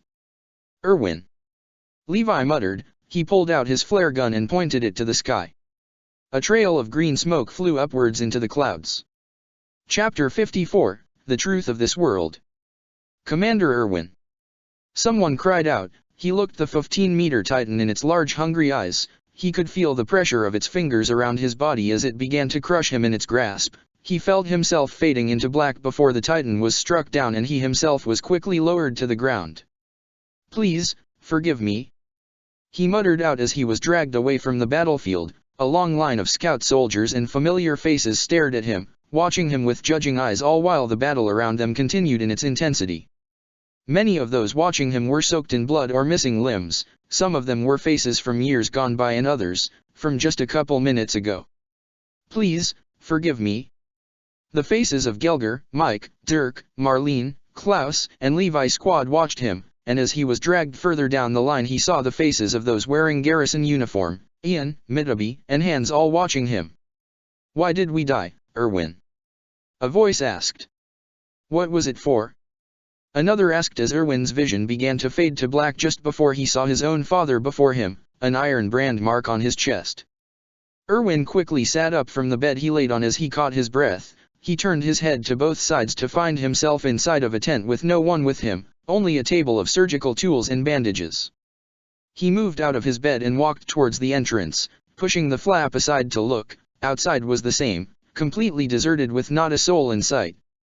Just rows of empty stretchers in front of him and piles of equipment and boxes scattered around. He tried to hear out for anything, a word or a creak, but there was nothing. Only the whistling of the wind and the sound of his own footsteps crunching underneath the dirt as he continued to walk forward searching. "What is this?" he said out loud. "Hello, is anyone there?" he tried calling out. He looked up to the sky. Suddenly a normal gray day turned to night in a flash as he saw before him a night sky blanketed in stars decorated with streaks of emerald green. "How is this?" Suddenly the ground beneath him began to shake as the sound of a massive boom invaded the silence. Erwin was far too accustomed to the sound. He quickly turned around to now find himself in a land covered in nothing but sand for as far as he could see as in the near distance he spotted it, the colossal titan marching towards him. He watched the titan for a few seconds, quickly picking up on the differences. This wasn't Berthold's colossal titan and he had observed Mina and Annie enough to know that a titan body will change based on the appearance of its holder. He looked up to the face of the colossal titan. Berthold's titan face was mostly exposed flesh with strips of skin covering it. This Titan face was mostly covered in pale skin at the front, with only parts of its face on the side stripped of its skin with its teeth exposed. The rest of its body was covered in flesh and nerves, however some of its ribs stuck out from its side, with the front of its sternum sticking out of its chest. The Titan looked at Erwin with an expression that was frozen in seriousness. "Who are you?" Erwin called out to the Titan.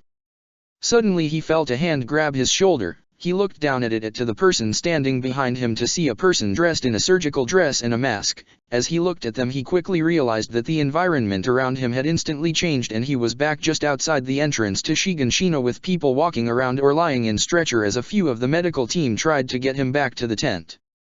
"Commander Erwin, you shouldn't be walking around right now," said one of the medics as they lured him back. "What happened?" he asked. "How long was I asleep for?" he asked. He looked up into the sky. The orange haze of dawn covered the sky rather than the brilliant stars he had previously saw. "You were out for about 20 minutes, before." The medic stopped as their voice trailed off. "Before what?" Erwin asked. "Erwin." Someone called out. He turned his head to the side to see Levi walking towards him.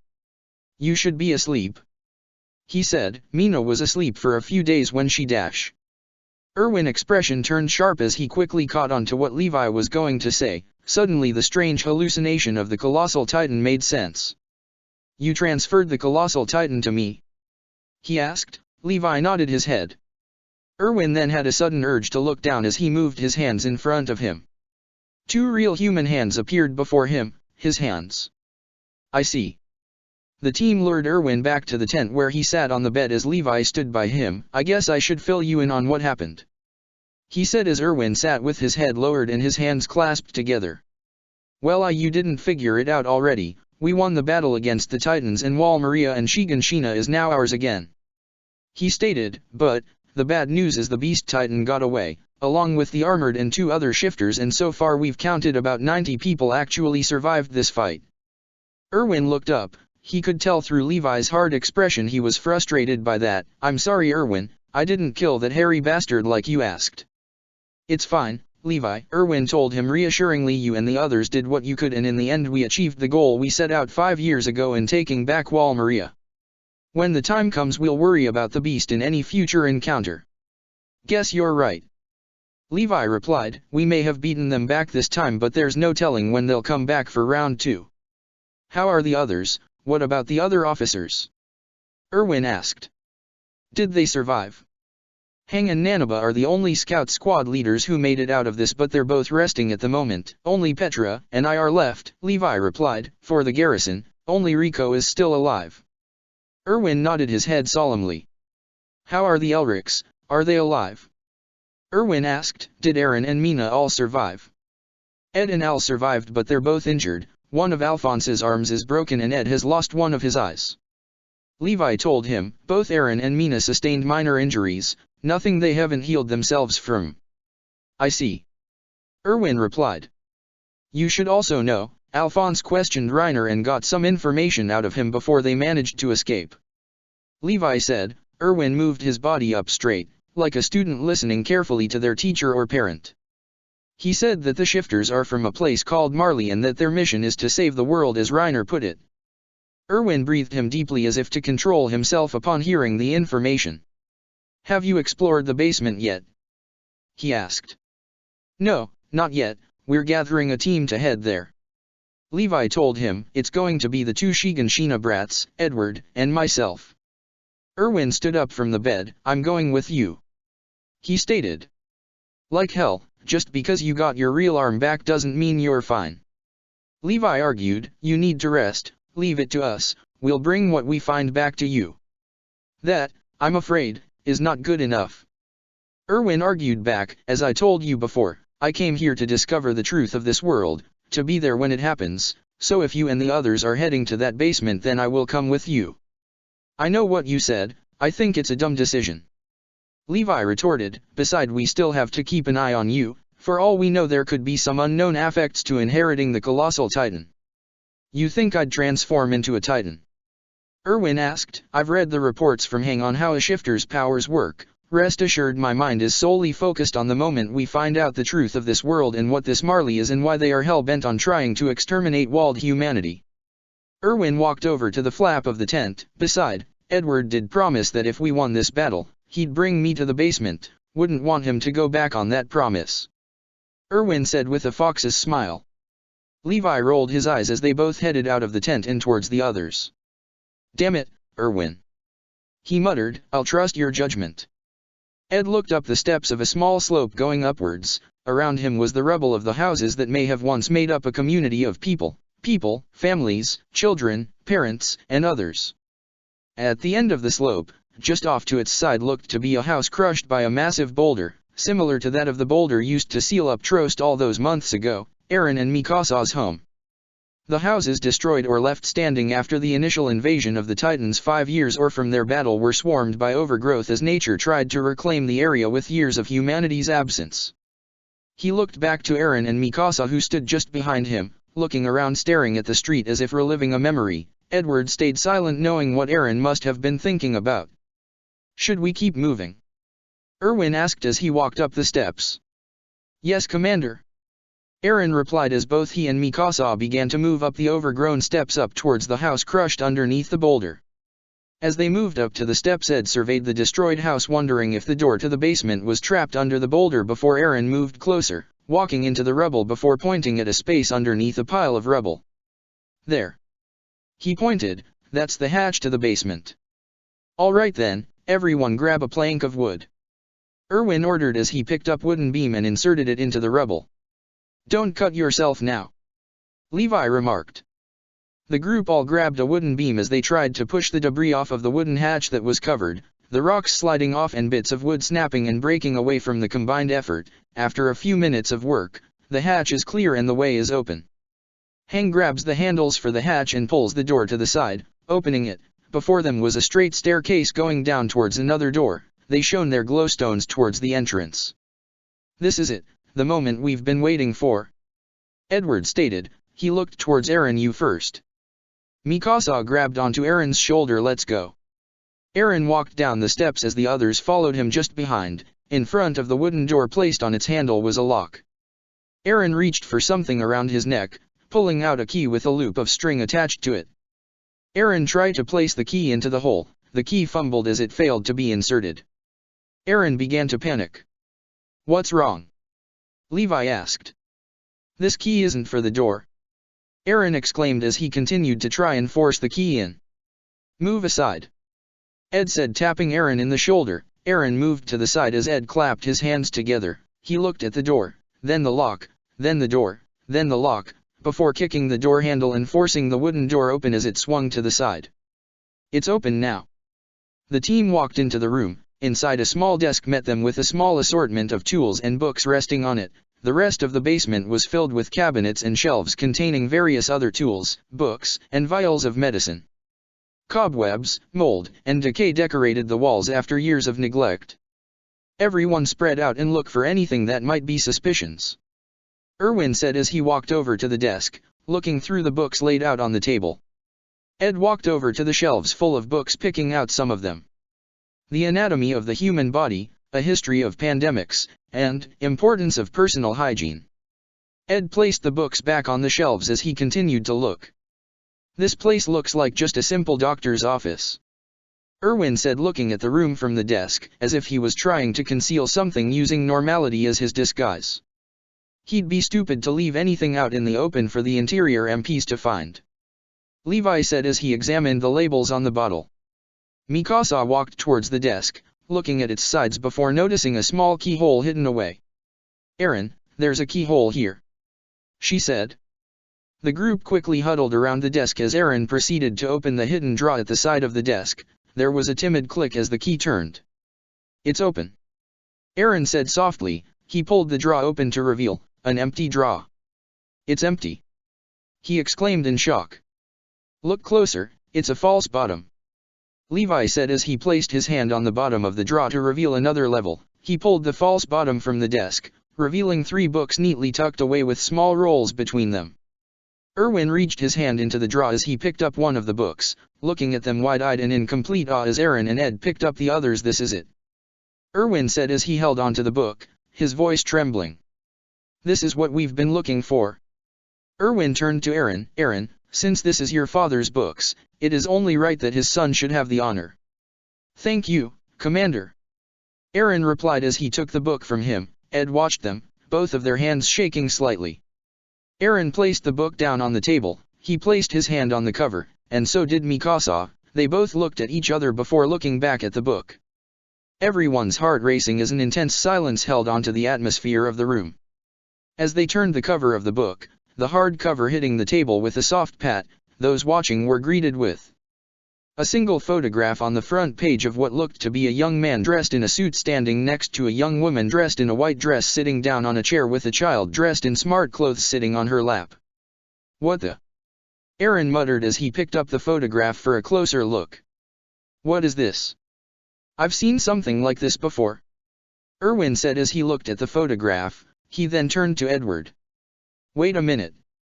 Ed said. He quickly fumbled around his pockets as he pulled out his pocket watch. Opening it, he pulled out his photograph of him, Alphonse and Winry, unwrapping it. He held out the photograph. This is a photograph, almost like this one but without any color. Ed and Aaron handed Erwin the pictures as he examined them. How are these made? Erwin asked. With something called a camera. Ed replied, but that kind of tech is decades ahead of humanity. The sudden realization fell on him like immense ton of bricks crashing onto him. Marley, a nation, warrior, army rank, photographs, cameras, and advanced technology, there was no way the Titans have overrun this world if humanity was this advanced. Oh my god. Ed muttered. Commander, there's writing behind Grisha's photograph. Mikasa said, pointing at the picture.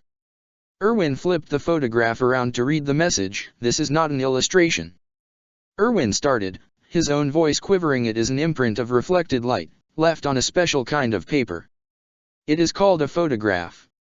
The voice was deathly silent except for Erwin. I came from beyond the walls, where humanity enjoys a refined existence. Humanity has not perished. He had never seen anything quite like it. Standing upon a large wall overlooking the vast open space of the island of Paradise to one side, where the kingdom of King Fritz and his demonic army of colossal titans who guard his exiled devil spawn, and on the other side the ocean which separated this island, that Marley had ironically called Utopia, and the rest of the world. The last stronghold of the Eldian Empire and the dumping ground of Eldian dissidents to wander around for all eternity. A small convoy of ships sat at the docks of the harbor as they waited for the warriors to arrive. What's taking them so long? Mumbled one of the soldiers standing on the wall, frustrated. You think that the full force of Marley's warrior unit would be able to defeat those devils? We were able to crush the enemy nations to dust with the warrior unit's titans. He replied. You got that right. The soldier replied. Suddenly there was a loud roar nearby which grabbed everyone's attention, from the cliff face, as a titan came charging towards the wall in full sprint on all of its legs. Is that them? Another called out, or is it just a random pure titan? As the titan got closer, they noticed 3 people holding onto its back and to its hair as they rode the titan towards the wall. The titan ran around the wall and to the docks. It's them, the warrior unit. Everyone back to the docks! Yelled one of the officers. They all rushed down the stairs of the large wall and crowded around the titan. The warriors jumped off the titan as the cart titan shifter left its titan's nape. War Chief, what happened? Asked one of the officers. Where is the founder? Where the other? Staff Sergeant, I need to speak with Magath. Zeke said. There were traces of wounds on the body of the titan holders which were still healing. We have to leave now. The officer nodded their head. Everyone back on the ships. He ordered, start up the engines and get moving. They all rushed towards the boats, back into their positions as the engines of the ships began to hum loudly. The person wandered around the interior of the ships, the pipes and echoes of footsteps concealing his movements as he approached the officers' quarters, one slow and silent step at a step. He could now the muttered echoes of those talking behind a closed door. He stood by the entrance of the door. So you failed to secure the founder? Magath stated. Yes. Zeke replied, our enemy got the better of us in the battle. The better of you? Magath said, almost perplexed. The backward kingdom of Eldia's forces managed to outsmart you. The boy wondered. And what's worst, you have now lost the colossal titan and the female titan. Berthold was defeated, and by the time we could retreat he was already within the enemy's grasps. Zeke explained, we could only rescue Reiner and Porco. And the enemy has managed to transfer the female titan to one of their soldiers. We can only assume they'll do the same to Berthold. There was a sudden crash, as if something was kicked around the room. Damn it! Magath exclaimed in a hushed growl, this is bad, if anyone finds out about this. This doesn't leave this ship, only the higher-ups have to know about this, understand? Yes, Colonel. Zeke replied. The person quietly listening behind the door slowly crept away from the door as he headed back to the hull of the ship with the others. My superiors have to hear about this. He thought the Mideast Alliance can now fight back against Marley. Alphonse sat quietly inside the carriage, looking up to the sky as thought back to what Ed had told him, how sullen he looked and how disappointed his voice sounded. Alphonse, there are other people outside the walls, humanity is all still there, it's just... moaned a person to his side. He looked to see two other people wrapped in bandages and covered in blankets. All around him were individual riders surrounding the convoy of carriages which went full speed back towards Shiganshina. I can't believe this. He looked around at everyone, all the people that his eyes could see, and he began to wonder, what would become of them in the future. He tried to wonder a scenario where a positive outcome could be achieved. Instead all he saw were people who knew nothing about the world outside. A world that hated them. Why did it have to be like this? Trost District gates, 900 meters away. Yelled one of the riders, the message spreading among the convoy. Alphonse turned back to see the small line of wall rows appear in the distance, growing larger the closer they got to it. The cart quickly hit the clear dirt road heading towards the district entrance as the curved walls of Trost began to loom over them and the Titan cages hanging off of the walls and the extended walls of the Titan crusher. Fire the flares! Came an order. There was a clicking of metal just eking out of the clopping of hooves and the rolling cart wheels before flurry of bangs cried across them as a forest of green smoke littered the sky as they now approached the outskirts of the abandoned town that sat at the entrance of the district. The convoy came to a gradual halt as he stopped at the gate of Trost. Just outside the gate, behind the thick walls of rows, the cheer inside the district could just be heard from outside, the rumbling of the gate being raised drowning out the sound until it came to a halt at the top. Now the cheering and cries from inside the district were heard unimpeded. The convoy of carriages and horses passed through the gate and into the district to the mass crowds of people lining the roads. All around, people standing on the edges of the road, watching from the windows and even sitting or standing on top of the rooftops of nearby houses as they cheered out, waved colorful pieces of cloth and threw flower petals at them. He caught sight of some of his friends getting hugged by the various onlookers. He noticed Jean getting squeezed by a middle-aged couple who cried tears of joy, Sasha and Connie getting bits of flowers tossed at them, and Marlowe getting ambushed by Hitch, who slapped him on the head before hugging him. Alphonse looked at the faces of those looking at him. Some looked joyful with wide smiles on their faces, some wept into their hands, and others ran to the cart trying to touch him as they thanked him before going to the others. Suddenly a rider rode their horse up to Alphonse's carriage. Alphonse looked up to see Edward ride up to him. The two looked at each other, but neither of them were smiling. It was unnoticeable to the others, who were swept under the sea of jubilation, but they were both apprehensive. It was clear that for them this was meant to be the moment they succeed in their goal, beating back the Titans and securing a future for humanity as they prepared to head back home victorious. This was meant to be the moment they reached the summit of the mountain they climbed. Instead they found they weren't even close. Hey, hey! Came a cry from the side of the road. They both looked to see a child sitting on a stack of boxes waving at them. It's them. Those are the Elric brothers. They saved us, they really did save us. Said another. Heaven's angels have saved us from the Titans and reclaimed our lost homes. It was a whisper, a murmur that no one else would have caught on, but Alphonse did. We didn't save anyone. Ed waved at the child, trying to put on a smile. Brother. Alphonse spoke out, catching Ed's attention. He didn't really know what to say. What can we do now? A question whose answer was a mystery to them. I don't know. Levi pushed open the door gently, the hinges squeaking slightly before closing it to a soft click. In front of him was Erwin sitting at his desk as he continued to read over Grisha's books, a notepad and pencil in one hand while the other flicked through the pages. Erwin looked up towards Levi, who walked up to his desk. You still reading those journals still? Levi said as he pulled out a chair and sat down in front of Erwin. Darius wants to know the details of the battle and our findings from the Jaeger household's basement. Erwin explained, it's only wise I make note of all the vital information I'll need when presenting our report to the other commanders and the Queen. Erwin looks back down to the journal as he continues to write. Hang and I were talking to Aaron and I thought I should let you know about it. Levi said. Thank you, please inform me. Erwin asked, not looking up from the book. Levi stared at Erwin for a few seconds. Are you sure you're reading those books for the report or is it something else? He asked. Erwin looked back up to Levi. What do you mean? Erwin asks puzzled.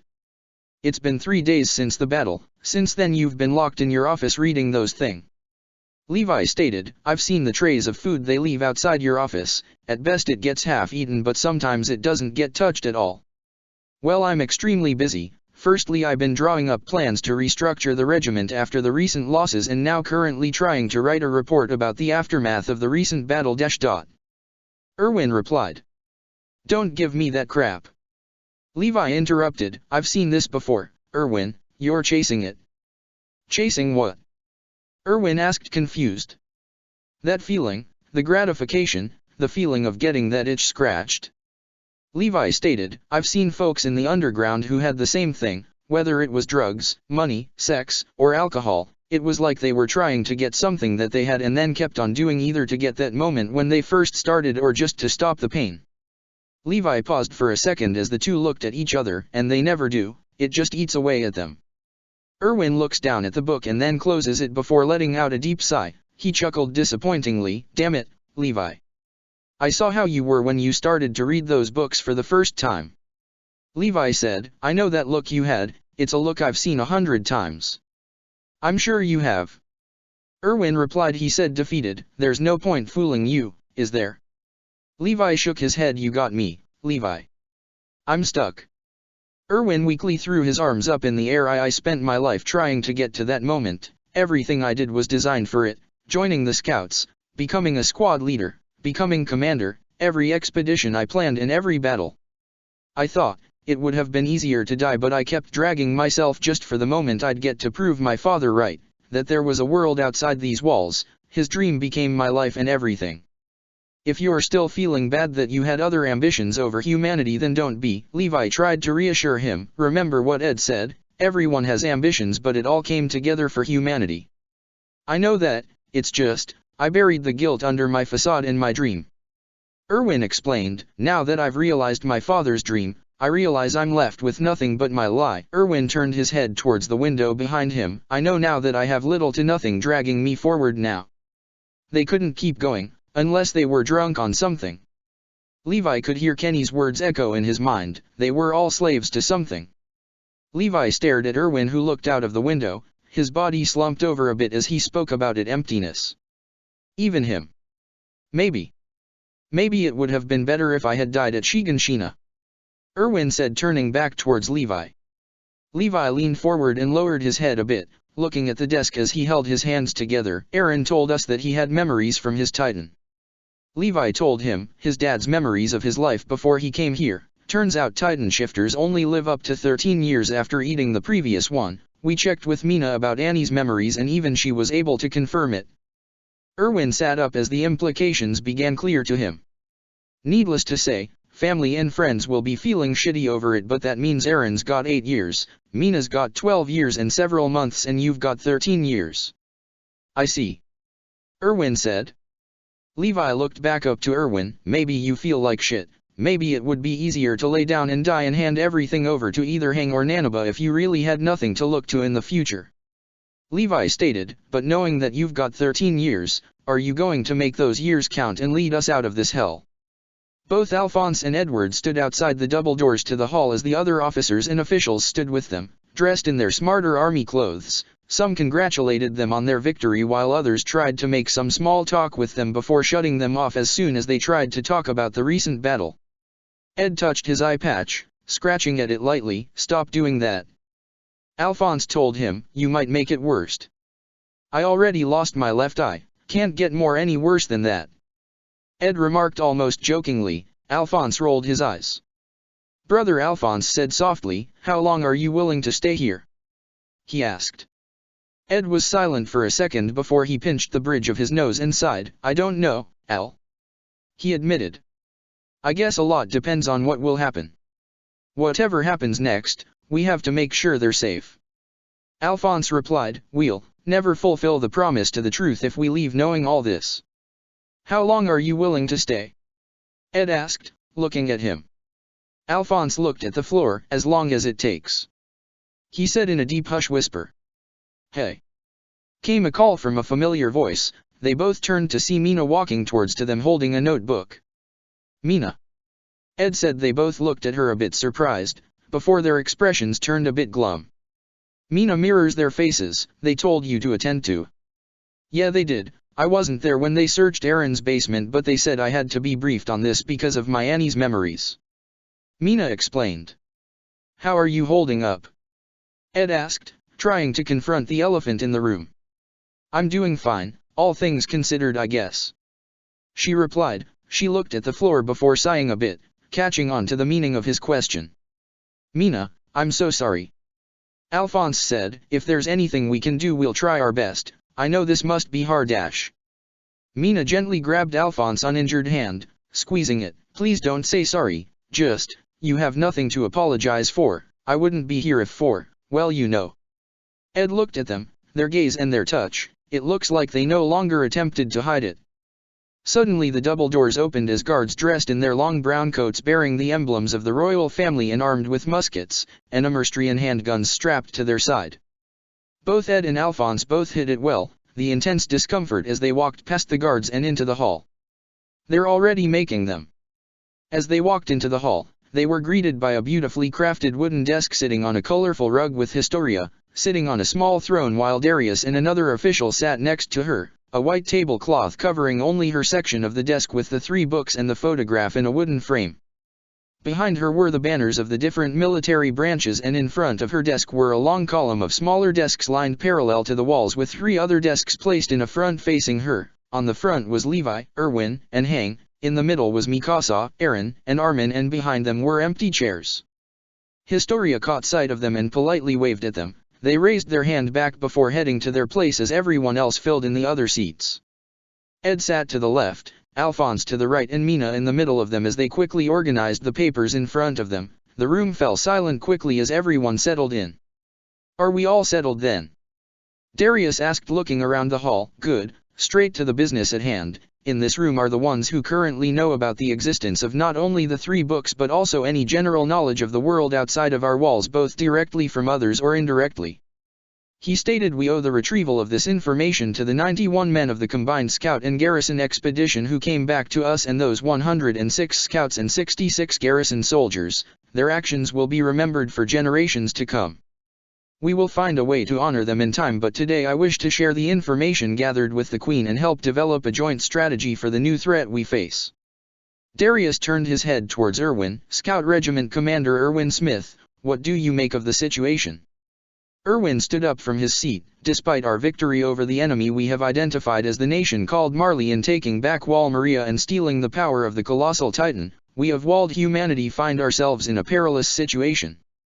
He explained in his usually calm and authoritative manner. "If our enemies were just merely titans then we would be lucky. Instead, our enemy is greater than that. Our enemy is humanity itself. The vast communities, regions, nations, and empires that surround us, or to put it simply, our enemy is the world.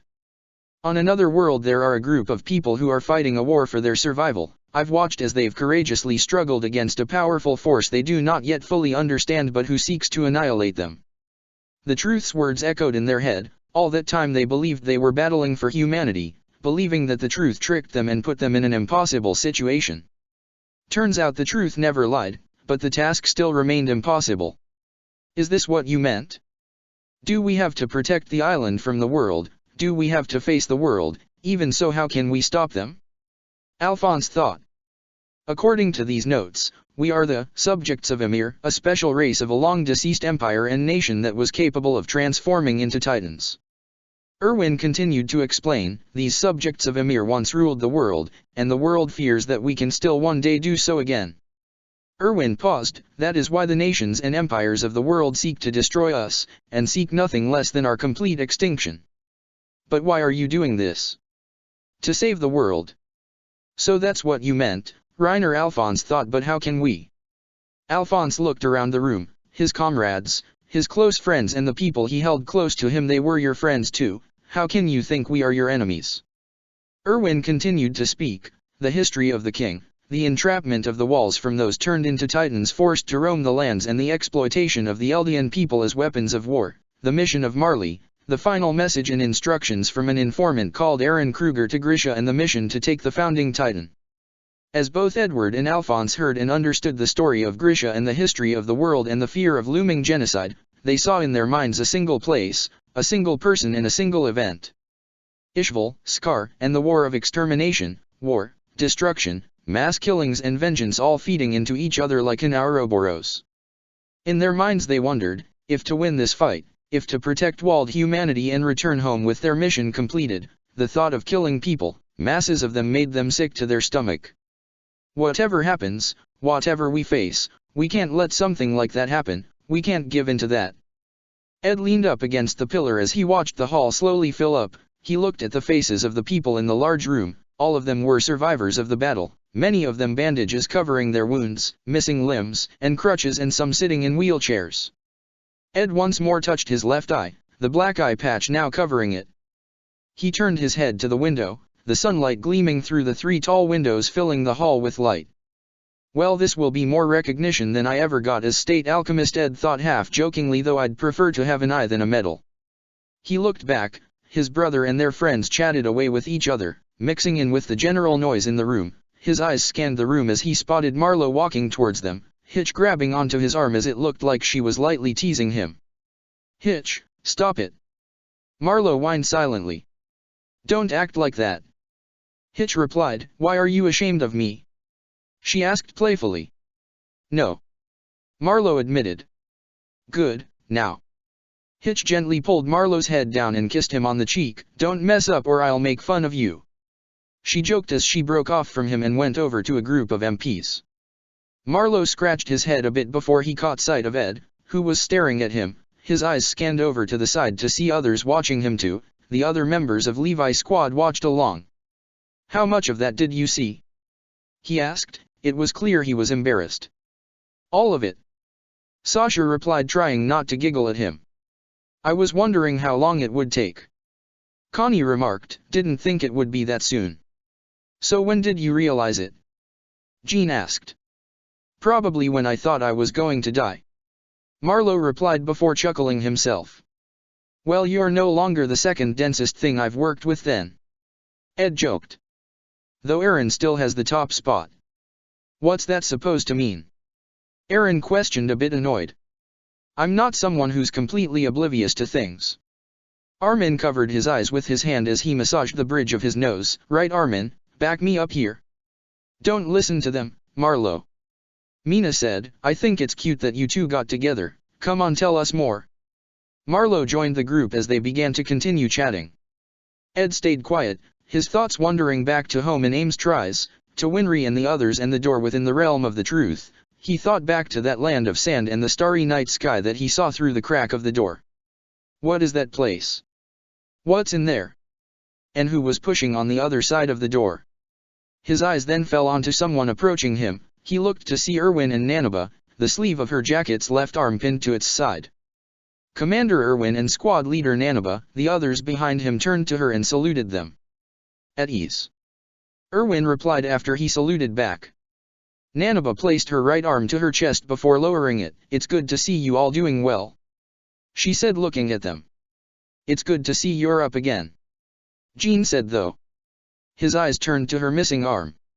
Nanaba clutched the empty space where her arm should be. "It's fine, I have an appointment with an engineer later," she replied. "It won't be the same, but a new metal arm will be, interesting to say the least." "It is certainly an experience," Irwin stated.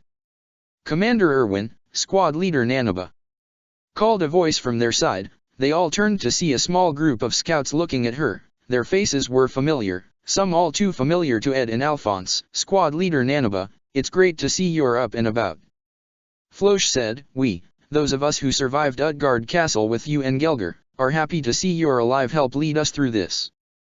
He said, and you too, Commander Erwin, we're happy to see you made it too. I couldn't imagine a future facing the enemy we now know without your leadership.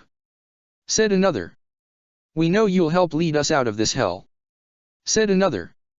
Commander Erwin will know how to solve this. One spoke among the group. With the colossal titan they won't know what hit them. Cheered another. Those damn people from Marley will pay for what they've done. Someone encouraged, Commander Erwin will make sure of that. Erwin was silent for a few seconds as the group looked at him, keeping a calm and professional look about him as he listened. I'm grateful you all feel that way. He replied. I'll continue to do so. Hey, you all. Called out a familiar voice. They never raised their voice yet the command in their voice didn't need it. Everyone turned to see Levi and Petra. Enough stressing out the commander, go bug someone else. The group began to disperse before they could all spread out. As they moved away Ed caught Floch looking at him, the two locked eyes. There wasn't any hatred on his face as Ed has usual seen, instead just apprehension. Floch then began to walk up to him. Ed heard the sound of footsteps next to him as Alphonse stood beside him. Floch saluted them. Thank you, you two really helped us back there. Floch was it? Alphonse asked. You have to know, maybe I could have done more at Utgard but we didn't ask anyone to treat us differently. We're here to serve the people, to help humanity. I understand that. Floch replied. We all have to make sacrifices in the future and I know that without you two we may have lost. He turned to Ed. Edward, it was the right decision to use those men as cover for you, it brought us our victory, but, know what we know now, it will still be up to you to make sure that they and hands don't die in vain. Listen, you don't need to tell us something we already know. Ed stated, trying to hide the irritation in his voice. We know the expectations on us, what people expect of us. Honestly, people need to stop telling us that we have a huge responsibility. We know. Then should Marley come back, should they invade us with their armies rather than the Titans, will you help us crush them? Floch asked. It was almost as if he was trying to get them to join a call to arms. If to protect walled humanity, will you use your alchemy to crush those nations of the world who wish for our extermination? Both Ed and Alphonse were silent as the question lingered in the air. What you're saying, we can't do something like that. Alphonse replied, you realize what you're asking? Protecting walled humanity shouldn't mean destroying other countries. You think just killing them will bring peace? Trust us when we say that any kind of peace that requires crushing people is hostile at best or at worst a bomb waiting to go off. Ed stated. The feeling between them became standoffish once more. I see. Maybe people keep telling you what's expected of you because you two refuse to see it. Floch said. He turned his back to them and walked away. After a few more minutes Historia arrived, standing on the elevated platform in front as the hall full of the veterans and guests quickly lined up into neat sections, the light from the windows casting a large shadow of the steps before her. First were the surviving officers from the battle receiving their awards, kneeling before Historia. Section by section groups of 10 would stand up and kneel graciously before her on the platform as she placed the medal around their collar and placing a kiss on her hand. When it came time, Levi's squad walked up to the steps as the section of survivors from the attack wave left. They knelt down before Historia, their hands placed over their hearts as she gracefully picked up and presented them the medal. Ed watched as Alphonse's medal was fastened under his collar before and kissing her hand.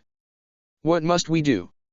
Ed thought as Historia walked up to him. He bowed his head to her. It was easier back when the goal was just sealing up the wall, now it just seems unreachable. Ed raised his head as Historia placed the medal under his collar. I want to go home, but, he looked at Historia as she offered her hand. We can't leave them here to die. He gently placed his lips on her hand. How long do we have to stay here for? He stared at the ground, continuing to contemplate the scale of the challenge before them. Aaron, what's Rindash? Historia said. Both Ed and Alphonse turned their heads to look at him. A whispered gasp escaped them. Aaron stared at Historia's hand with gritted teeth and eyebrows forced together in a clear look of anger and frustration. Aaron, what's wrong? Ed whispered. Aaron turned his head to look at them. The expression stayed the same at first before his mouth started to frown and his face softened to disappointment and sadness. It had been 1 year on since that fateful Battle of Trost, and now the scout regiment were free to roam into the lands truly beyond the walls. The mass formation of scouts rode forward through the uncharted lands. To the veterans survivors looking around, they were almost perplexed by the lack of disruption to the expedition, not a Titan in sight nor a single flare to warn them of one as they passed through a sparse woodland area, barring themselves the vast space around them. It's like Hang had predicated.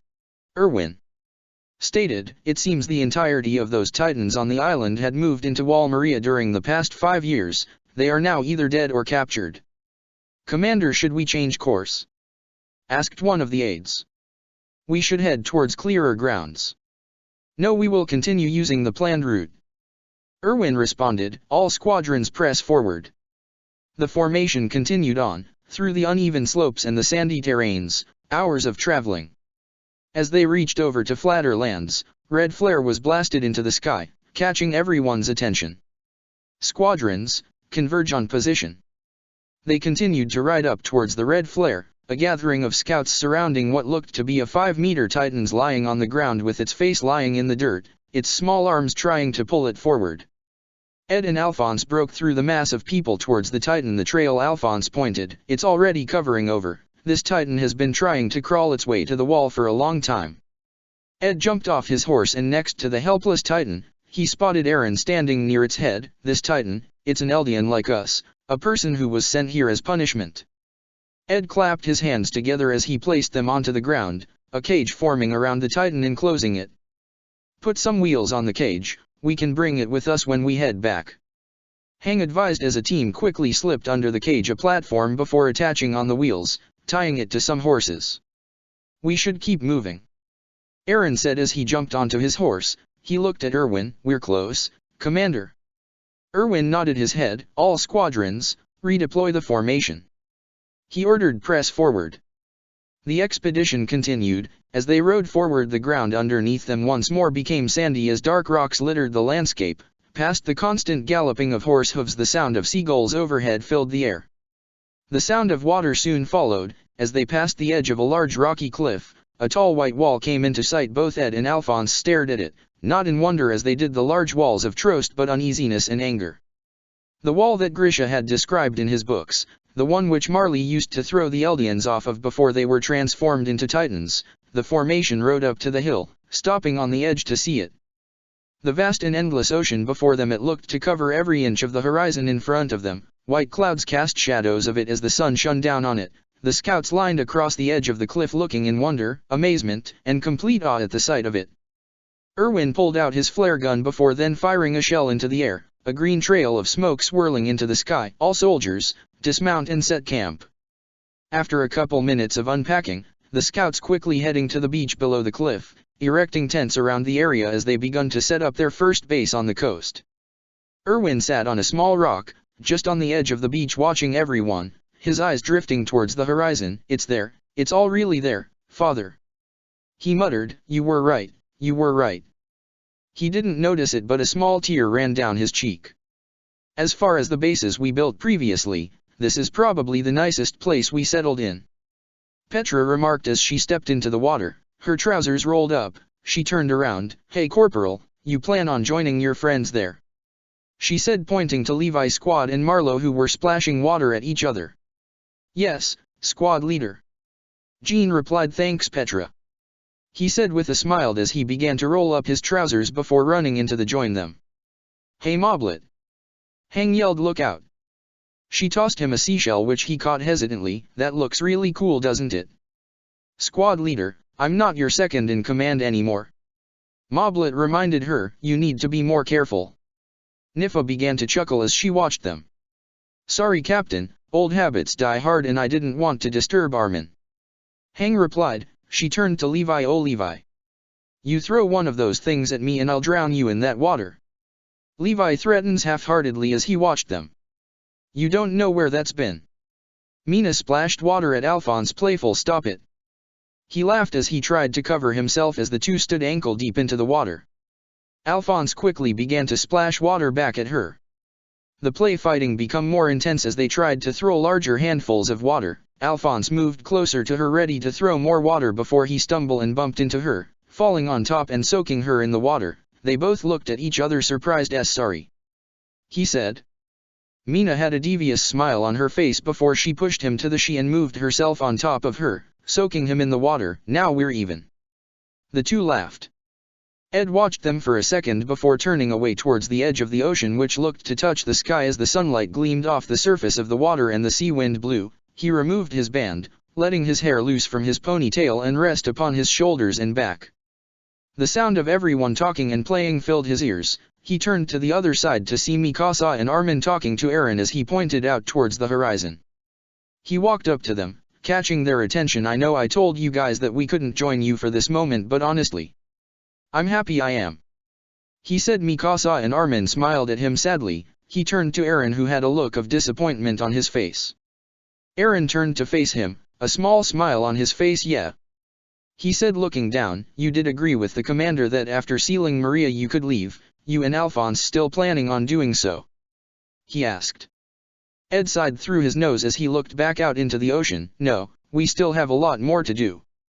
Chapter 55, Strangers and Friends.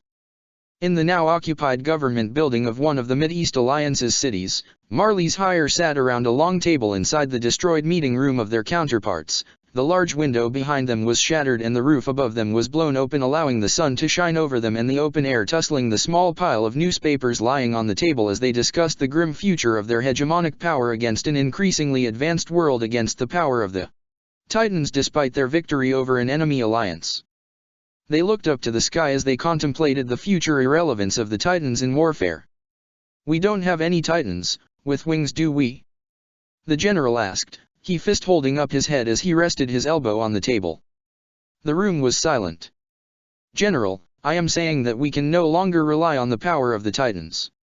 Magath stated. Yes, I know, we'll soon lose our global military dominance. The general replied, no, it's worse, we are a nation that is falling behind others technological. We were Marley, once a nation of heroes who defeated the Eldian devils. What a catastrophe. Even worse, our historic enemy across our northeastern shore may very well be surpassing us along with the rest of the world. Zeke watched the general sulk for a second before raising his hand. I'm sorry, General, but may I be so bold as to offer my advice? He asked. Zeke, the boy wonder. The general said, please go on. Now more than ever, we should go ahead with our original operation to head back and seize Paradise Island. Zeke proclaimed. The room was silent as they all looked at him. We must capture the founding Titan and the island of its resources. Were you listening to us? Magath questioned. Marley cannot rely on the future of the Titans for its power. Yes, Colonel, I am aware of that. Zeke replied. However, if the future of Marley is in its conventional weapons, then taking the island must become a priority. Firstly, we have to buy ourselves some time to develop more advanced conventional weapons, and secondly, if we wish to quickly bridge the gap and overtake our competitors and enemies, then we will need the island's resources, and that includes alchemy. Yes, that's right. The general remembered. Your report about the defeat mentioned that the enemy had developed artillery capable of destroying Titans, years before other nations had them. Yes, if Reiner's experience behind enemy lines indicates they were previously far behind us. Zeke mentioned. However, it was only with alchemy that they've experienced this explosion in development. However, while their weapons may have advanced, we should reasonably assume their infrastructure, organizational and population development will still be far behind even ours. We need to take that opportunity to act. He explained, we need to make the world know that we are serious about maintaining dominance. Let the newspapers read Marley occupies Paradise and secures all Titan powers while we silently use alchemy to speed up our strength. The general hummed. You are on the last year of your term. He pointed out. Yes, and I am very concerned about the suitability of Colt and the full powers of my beast Titan should he inherit it at a time such as that. Zeke kept his sight on the general with his apprentice standing just behind him. You want to use the last year of your life to get revenge over the defeat you suffered 4 years ago? The general stated. Precisely.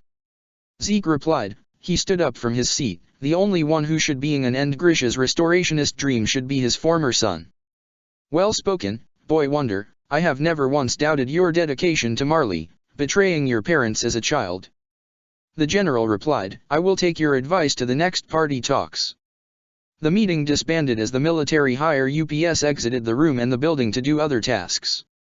Both Zeke and Colt walked up through the crowded streets of the occupied city. The streets and houses were scared with the marks of a recent battle as holes made from bullets and artillery shells decorated them as the citizens wondered and worked as the Marley occupying forces patrolled the streets. The two walked up to a nearby balcony, past someone's washing, hanging on the balcony and fluttering in the hot summer air. "Sorry I used you as a pretext, Colt," Zeke said as he pulled out a cigarette from his pocket and lit it on fire. "Oh no, please don't apologize." Colt reassured him with a smile, and Eldian being able to speak their opinion to the Marley general, it was an honor to be a part of that. Colt lowered his head slightly as he looked at the ground. "Also you're right, I wouldn't be able to do what you can, Mr. Zeke," he admitted. "You have a power not like the other holders, controlling titans made from your spinal fluid. You're like the founding titan. Why are you so special, Mr. Zeke?" Zeke inhaled with the cigarette, removing it from his lips and exhaling out a trail of smoke. "Nobody really knows, not even the Titan Society, but when the times comes, Colt, you'll know about my secret." "What secret?" Colt asked. There was a subtle sound of footsteps approaching them. "How I wipe my ass, it's really special, hope you keep it a secret," Zeke said as seriously as he could. "No please, I want to hear all about it," Magath said as he approached them, a cigarette in hand. "I want a detailed report, right down to the numbers of hairs, or are you just trying to say you need some privacy?" "No, Colonel." They both related as they raised their right hand up in salute. "Of course," Magath said as he looked at Colt, who quickly lit a match for him. "Don't mind me, talk about your asses if you want." "Are you interested in Eldian asses, sir?" Zeke asked lightheartedly. "Funny," Magath remarked. "You did well at the meeting, Zeke," he praised with tone of someone who was politely scolding another. 20 years I've known you, yet still you remain an enigma." "Please Colonel, you flatter me," Zeke said, rubbing the back of his head.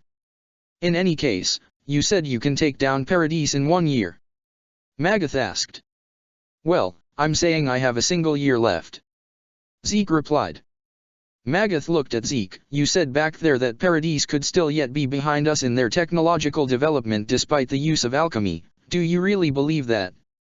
Zeke looked to the side in thought. "The fact that they created artillery that was effective against Titans before any other country is concerning. It wouldn't take someone incredibly intelligent to realize that in some parts they've surpassed us," Zeke explained. "But you need more than just knowledge, you need the trained personnel, manpower, and training to do something bigger. Keeping in mind Paradis has a population of less than 1 million people and they, the Elrics, are just 2 people likely trying to teach others concepts decades ahead of the island, though that being said we do know they've taught 2 others from our last encounter." "I see your point," Magath said, after exhaling smoke. "Alchemy could very well be the future power in this world, something to replace the Titans." Colt shifted uncomfortably in the spot as he heard that. Still though, even if they have more advanced conventional weapons, they never could have destroyed all 32 ships, some of which were destroyers over the last 3 years. "Yes, it's likely that those ships were destroyed with the aid of the Titans which they have under their control," Zeke reasoned. "It's likely a certainty that Paradis have transferred the colossal Titan to another person, seeing as they transferred the female Titan to another user who Reiner identified as one, Mina Carolina," Zeke explained. He turned to Magath with a serious but almost scared look on his face. "Commander, if we plan on attacking the island again then we must be ready for 3 things. First it's their conventional weapons which, on an individual level, may be more advanced than what we have. Secondly the Titans who they possess 4 of, though the founder and attack Titan are within Eren who will no doubt inflict heavy losses on our side, especially with the colossal Titan, and finally certain individuals." "Certain individuals?" Magath asked confused. "Wouldn't the Elrics be the 3rd threat to us?" "What I mean by this is that there are other alchemists to contend with other than them which will be a challenge," Zeke continued. "However the Elrics, individually, are not just powerful alchemists but also skilled in combat, resourceful and intelligent. Capturing or even killing them will be an immense task itself," he explained. "Then there's the Ackerman clan, a bloodline on the island which is a byproduct of Titan science during the time of the Eldian Empire." Zeke looked at the ground as he rubbed the side of his chest, a memory of a blade being buried into it with a certain one-eyed person twisting it. "To tell you the truth, Colonel, I never want to see any of them ever again." It had been a few days since the end of the war, yet the warrior program and the training still continued as harsh and intense as ever.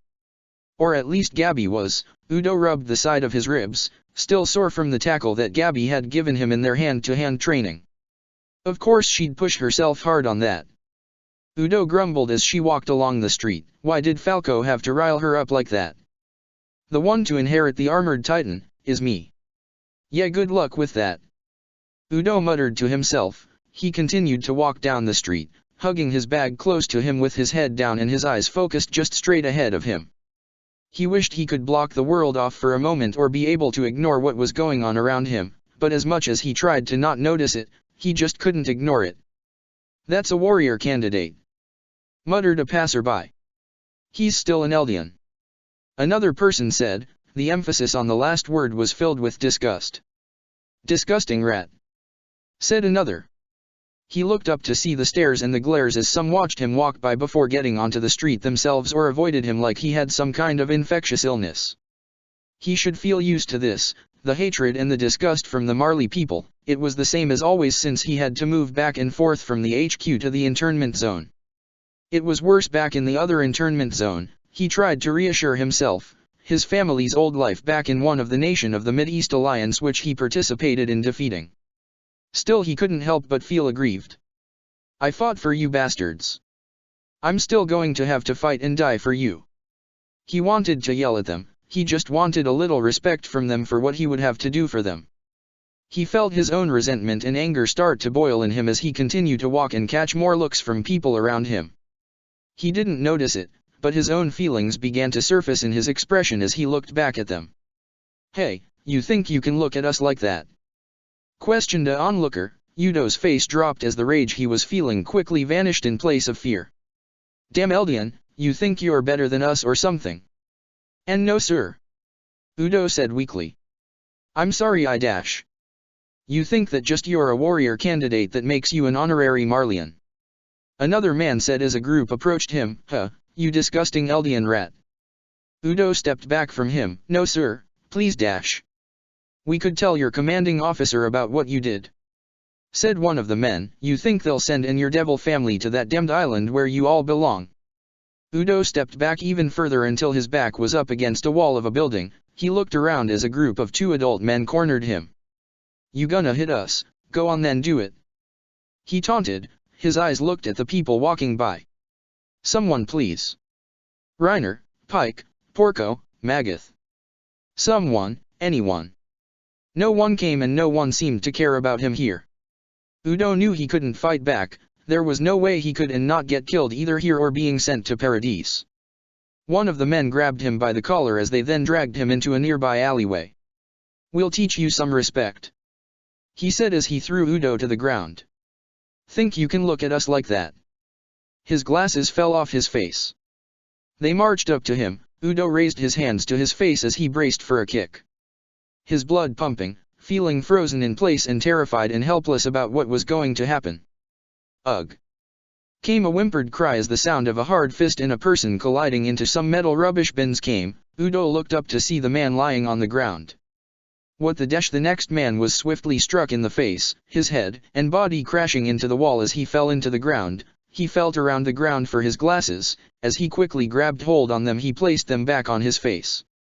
Udo then looked to the third person standing over him now, his savior, a man dressed in a smart long light brown coat cover, a black vest, white shirt, and green tie. He looked like an average-looking person with dark black hair and golden eye, with a black eye patch covering his left eye. You're lucky I saw you, he said as he reached his hand out to Udo. He grabbed his hand as the man pulled him up. Did those guys hurt you? Udo looked at the man for a few seconds amazed by what had happened. However, as the adrenaline in his body began to pass away, he was hit by a sudden wave of grief, fear, and sadness. All at once he starts to bawl his eyes out, unable to speak. Hey, it's all right, you don't have to worry, I'm here. The man knelt down in front of him, taking off their coat as they placed it around Udo. Come on, let's get out of here. Udo didn't really know what was going on, but for some reason, he just didn't care at this point as he once more looked at the ground as the man led him away. He looked up to see themselves on the bank of a river, bridges connecting the two sides across as a few benches lined outside the edge of the banks of the river. The man sat down. Sit down, you need time to compose yourself. Udo sat down on the edge of the bench as he wiped away his tears. He began to feel calmer as he watched the water rush by. You're a warrior candidate, I saw your armband. The man said. Yes, I'm a warrior candidate. Udo replied, not like that means much. He remarked. Why's that? The man asked. Udo looked at the man a bit perplexed by the question, because I'm an Eldian, they hate us because of who we are in our history.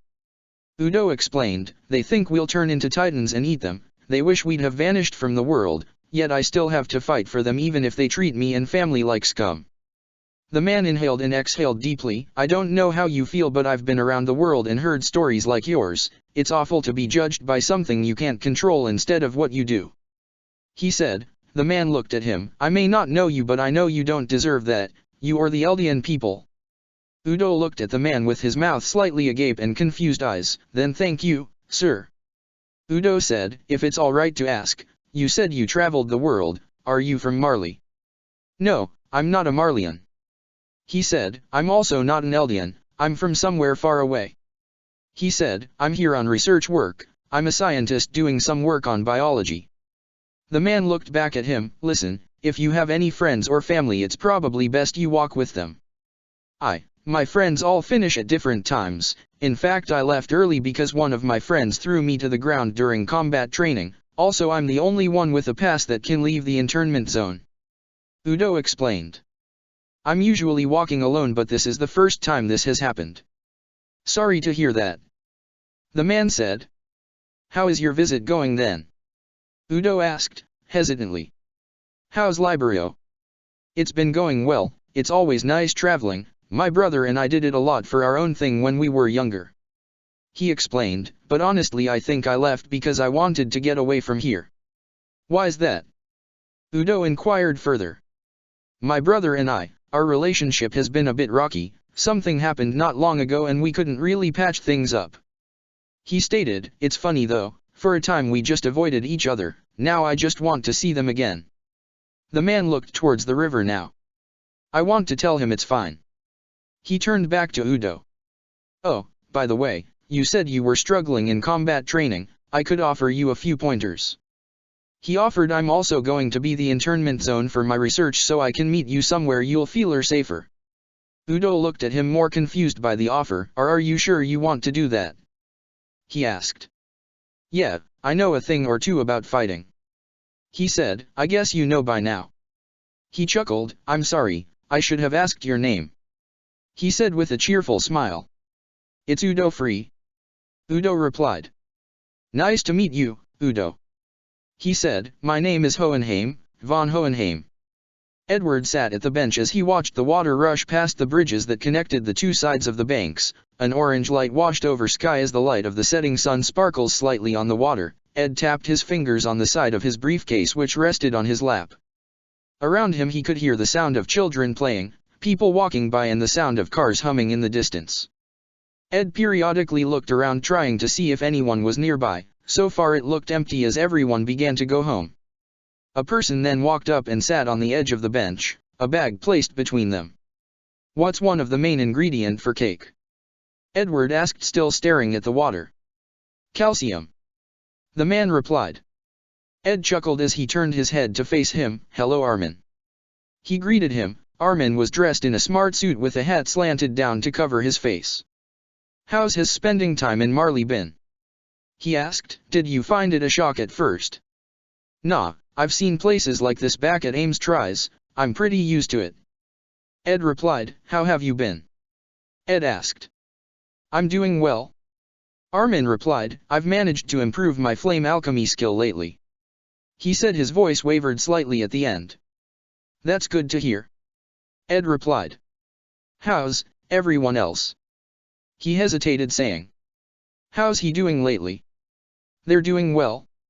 Armin replied. Everyone is busy, but that's to be expected really. Armin looks towards Edward. He's doing well too. He tries to ask about you from time. He misses you a lot. I was a real jerk from running off like this. Ed said with weak smile on his face. You didn't run away, Erwin asked, and you volunteered. Armin tried to reassure him. You told Erwin once that it didn't matter what you wanted because what you did helped everyone. I know, it's just. I wish I talked to Al more. Edward lamented, I just want to spend time with everyone now and here I am across the ocean. I'm here for what it's worth. Armin said. They both sighed out a smile and then, there's still Aaron out there. Were you able to any clues about where he is? Not yet. Ed replied. Anything on Zeke? Armin asked.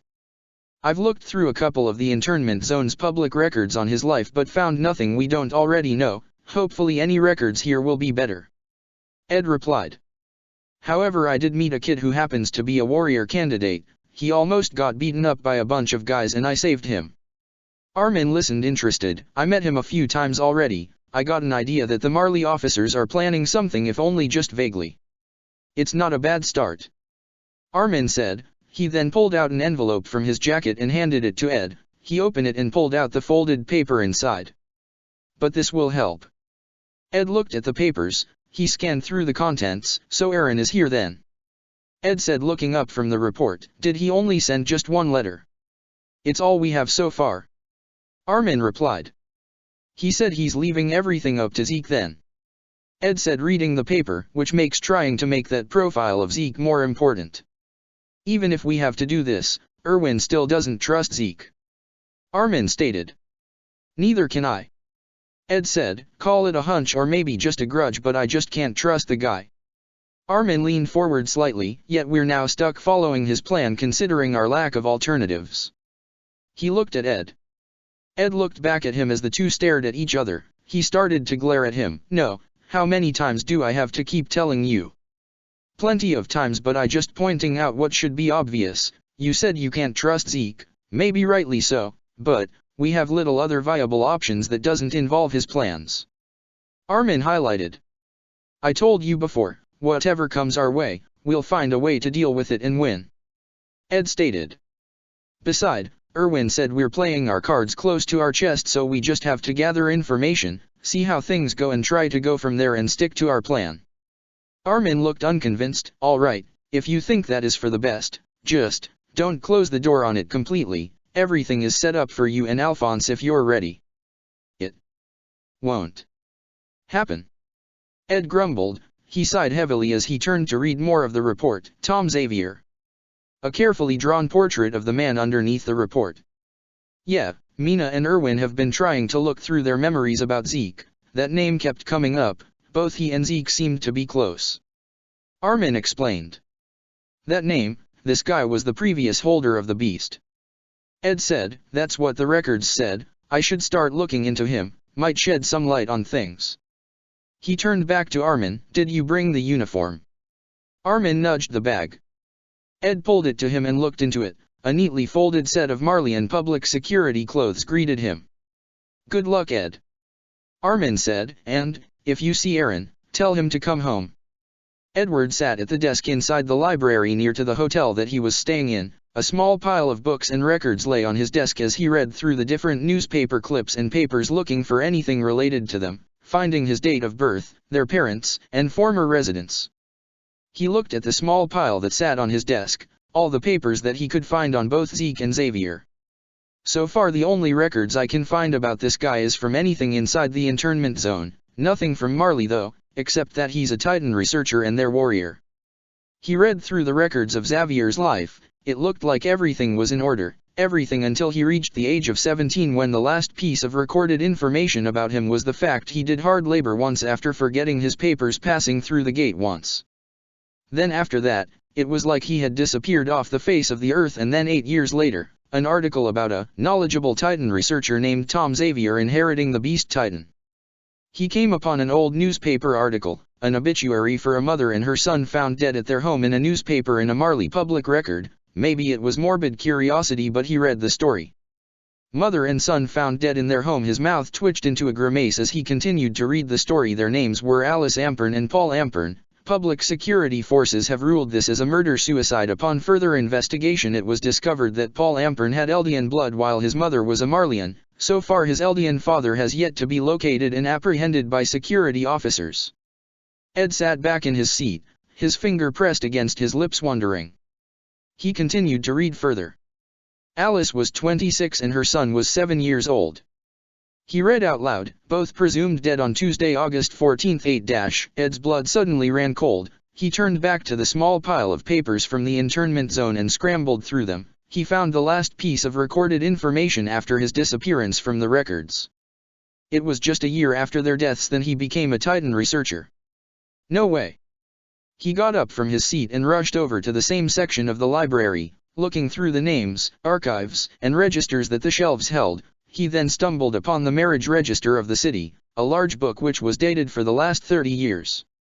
Ed held it in his arms like a child as he tried to quickly flick through the dates until he found the names he was looking for. Alice Schmidt and Thomas Ampern, married just 1 year after his disappearance from the internment zone records. No way. Ed muttered, it couldn't be. He shut the register and placed it back on the shelf. He then looked up the wife and her family, quickly collecting the names of her parents, family, employment, and death. Only remaining family you had is your sister, and she doesn't live that far from here. Ed quickly rushed back to his seat where he quickly scribbled down his notes and about what he may have found before placing the books onto a tray, grabbing his things and leaving the city's archive. He headed back to his hotel and into his room, washing his hair of the black dye and quickly put on the Marleyan uniform he had gotten from Armin. He looked out of his window. A metal pipe which would hum loudly from time to time stood just near it. The cheapest rooms have their perks. Checking that no one was there, he quickly transmuted the pipes into a ladder, climbed out of his window, closed it and climbed down to the ground, changing them back before he left and anyone could see. He fixed his uniform a bit before he headed out into the street and towards the residential area not far from his hotel. He walked down the streets of the city in a calm rush, carrying with him a bag containing his notes and research. He came upon a quiet neighbor of houses all connected together. Children ran happily across the road while some idly walked around, some with their pets. He then came upon the house. This is the one. He muttered. He knocked on the door. He could hear the sound of footsteps inside walking towards the door, the sound of a bolt being turned and the click of the door. Before him was a middle-aged woman with dark hair and eyes, traces of wrinkles on her face and neck, wearing a homely skirt and jumper. Oh, she said, a bit shocked to see him. Sorry for the sudden appearance, I just have a few questions to ask you. Ed said, I promise you that you're not in trouble, just need some insight for an investigation that we're carrying out. About what? She asked, a bit guarded in her stance and tone. It's about the death of your sister and nephew. Ed replied. The woman grimaced. My sister? Don't call that devil spawn my nephew. She almost spat. Ed clenched his teeth slightly. Sorry, he said, but never meaning it. The woman walked inside and waved Ed in. They both went into the living room where Ed took a seat at the table as she did. This hopefully won't take long. So what are you asking? She asked. I answered the questions you had all those years ago. We're reopening the investigation into who the father is. Ed replied. I've told you all last time. The woman said, a bit exasperated. The man who did it, who tricked my sister, escaped back into the internment zone. She said, he became a warrior for Marley. She said, almost furious. A warrior for Marley? Ed said, pretending to be surprised. Sorry, I haven't heard of that. I'm new to my branch so I may not have all the details. I saw it all those years ago. The woman continued. The evil devil had the nerve to show his face back outside the internment zone, walking around like he take my sister and tried to fool her into bearing his devil spawn. That's your nephew you're talking about. I see. Anything else about him? Ed asked him. What did he look like from the time you had known him, before, of course, his discover? The woman went on to detail his description. He had chubby cheeks and an average build. She said, and he wore glasses but not like regular ones. These ones were strange looking. God, you should know, he was a warrior. She said, irritated. Please be calm, madam. Ed asked of her. As I said before, I'm new to my branch and just looking into an investigation they've given me. Sorry, it's just. The woman trailed off. Those damn devils took my sister from me. She was right to kill that demon spawn. That Eldian devil could have transformed into a titan and killed everyone in the street. It's just, she didn't have to kill herself too. That spawn may have came from her but it wasn't her child. It took almost every fiber of Ed's being not to glare at the woman and keep a straight face. It's not my place to comment on such a thing. I can only say that you were a big help and I will definitely be taking your answers to heart. Ed and the woman stood up. She went back to the door and opened it. Honestly, she said, I just wish all those devils would just disappear from the world. Left arm out. Hohenheim ordered, right arm, tucked and guarding your face. Udo followed his instructions as he struck out with his left arm into the air. Left leg out, he ordered, right leg strike. Udo kicked out, swinging his leg out. Good, that was good, better than last time, but you still need to work on your kicks. You have the direction down but not the power behind it. Thank you, Mr. Hohenheim. Udo said, wiping away the bit of sweat from his forehead. It had been over a week now since he met him. At first these lessons were a way of just distracting himself, as it felt nice to have a non-Eldian treat him with respect, like a real person and an equal. Now he came to enjoy their time and their conversations. Now Udo found himself a bit excited to talk to this visitor. Udo sat down on the grass as he caught his breath. You did well, that's enough for today. How was your day, Mr. Hohenheim? It's going great. I've been reading a lot and interviewing people for my work. I've made good progress. Hohenheim said, just like you. That's good. Udo said. How was your day, Udo? Hohenheim asked. It was good, yeah, it was good. Udo replied, I managed to put Gabby down in hand-to-hand combat for the first time. It was thanks to your advice. I wish you were there to see it. Falco and Zofia went crazy about it. What about your other friend? Hohenheim asked. Gabby? She was really frustrated about it. This is probably her strongest subject. Udo said, there's no way that either I, Zofia or even Falco can displace her as the favorite to inherit the Armored Titan. She was a hero after the war with the Mid-East Alliance and her cousin is the Armored Titan, so no doubt he's putting in the good word for her. Her cousin is the Armored Titan? No doubt that must make her a clear favorite. Hohenheim said, it must be something though, to work with the Titan shifters. It's almost terrifying to watch, really. Udo said they can tear apart their enemies almost with ease. I really wonder how they lost at Paradise. It makes you wonder just who those people are, but I guess now everyone can beat Titans now. One day Marley isn't going to need us and then we're truly done for. What do you mean? Hohenheim asked. We're used by Marley as weapons of war. It's really the only reason they keep us at all. Udo said, we become Titans to be used and people are reminded that we can turn into Titans who eat people. They hate us. The people of the world hate us. Udo lowered his head and hugged his knees. One day Marley will crumble and then there's nothing we can do as the world decide that the subjects of Emir can be wiped out without consequence. Udo started to hug his knees at the thought of the burning of the internment zone as he and his family are dragged out of their homes. He turned his head to Hohenheim. Mr. Hohenheim. I know you come into the internment zone your work, but I'm sure you don't want to be here. You don't have to stay. Udo turned his head and looked to the ground. Hohenheim stood up and then sat down next to Udo on the grass. Tell me how you feel, Udo. He asked. Udo was silent for a couple seconds. This is awful. This whole thing is just awful. Udo grumbled weakly, I hate this. People hate us because of something we can't control, something we didn't ask for. Everyone wishes that we just never existed. Udo tucked his head into his knees. I don't want my family to die. It feels like the only way to do that is to become a warrior and help the people who want nothing more than to use us as weapons, but I hate that. I hate this, I just don't know what to do. Hohenheim took in a deep breath before exhaling loudly. I think I know how you feel. He said honestly, I've been through moments like that. I think I might be going through it again with this whole job I'm doing. You think it's just the one thing, the one goal, we have to reach to get there, but then you realize you are nowhere near reaching it. He said, the idea, the dream you've believed you could reach gets further away and you wonder if you were a fool to hope. What can I do? Udo asked, what do we have to do? I can't tell you that, you have to figure that out. Udo, but you just have to keep moving forward, you've got 2 good legs, so use them, Udo. You're strong enough to make your own path. Udo straightens his legs out as he took in Hohenheim's words. I guess you have a point, sir. Udo replied, it's funny though, what you just said is almost similar to the advice that Falco was given by his friend he's been visiting at that hospital. Udo. said, he sometimes mentions that one of the wounded soldiers talks to him and been motivating him. Hohenheim turned his head a bit and looked at him. Really, he goes to visit him every day, I see him sometimes on my way home. Udo mentions, after he usually goes to post letters back outside the internment zone and heads home. Have you told anyone else this? Hohenheim asks a bit concerned. Udo quickly realized what he had done and begins to panic inside. Mr. Hohenheim, please don't tell anyone about that, I don't want to get my friend in trouble.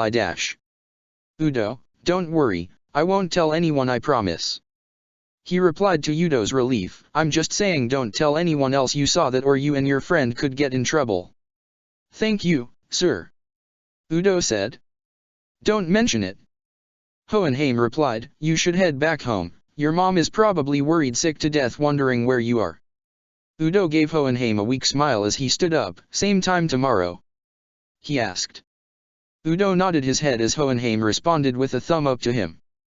Ed stood outside the doors of the entrance to the hospital, its second-floor windows and roof peering over the walls. He stepped past the two-brick wall entrance to see a large building in its entirety, a brick path leading up to the steps and then the double doors into the hospital itself. All around the open space between the open entrance and the doors to the building, nurses treated men who were dressed in white hospital clothes and their white armbands. The sight was saddening, some of them wandered aimlessly around the grass, some were guided by nurses as a bandage covered their eyes. Some limped around on crutches missing limbs and others were sat on wheelchairs as they were pushed around by the medical staff. Ed sighed as he looked at the sight in front of them. It's horrible, isn't it? Someone just to the side of him said. Ed knew that voice from anywhere. All these people used as instruments of war and now just left here to rot. Ed turned his head to the side, shifting his body a bit to see a man sitting on a bench near him. The man was holding a single crutch, dressed in hospital clothes like the others with an armband on them. Their left leg up to their knee was gone, their trouser leg tied into a knot underneath it. Even with the long and untimely hair and the bandages covering the left side of their face, Ed instantly knew who it was. Aaron. Hello Ed, I didn't think I'd see you here. Check the description for the links to the author.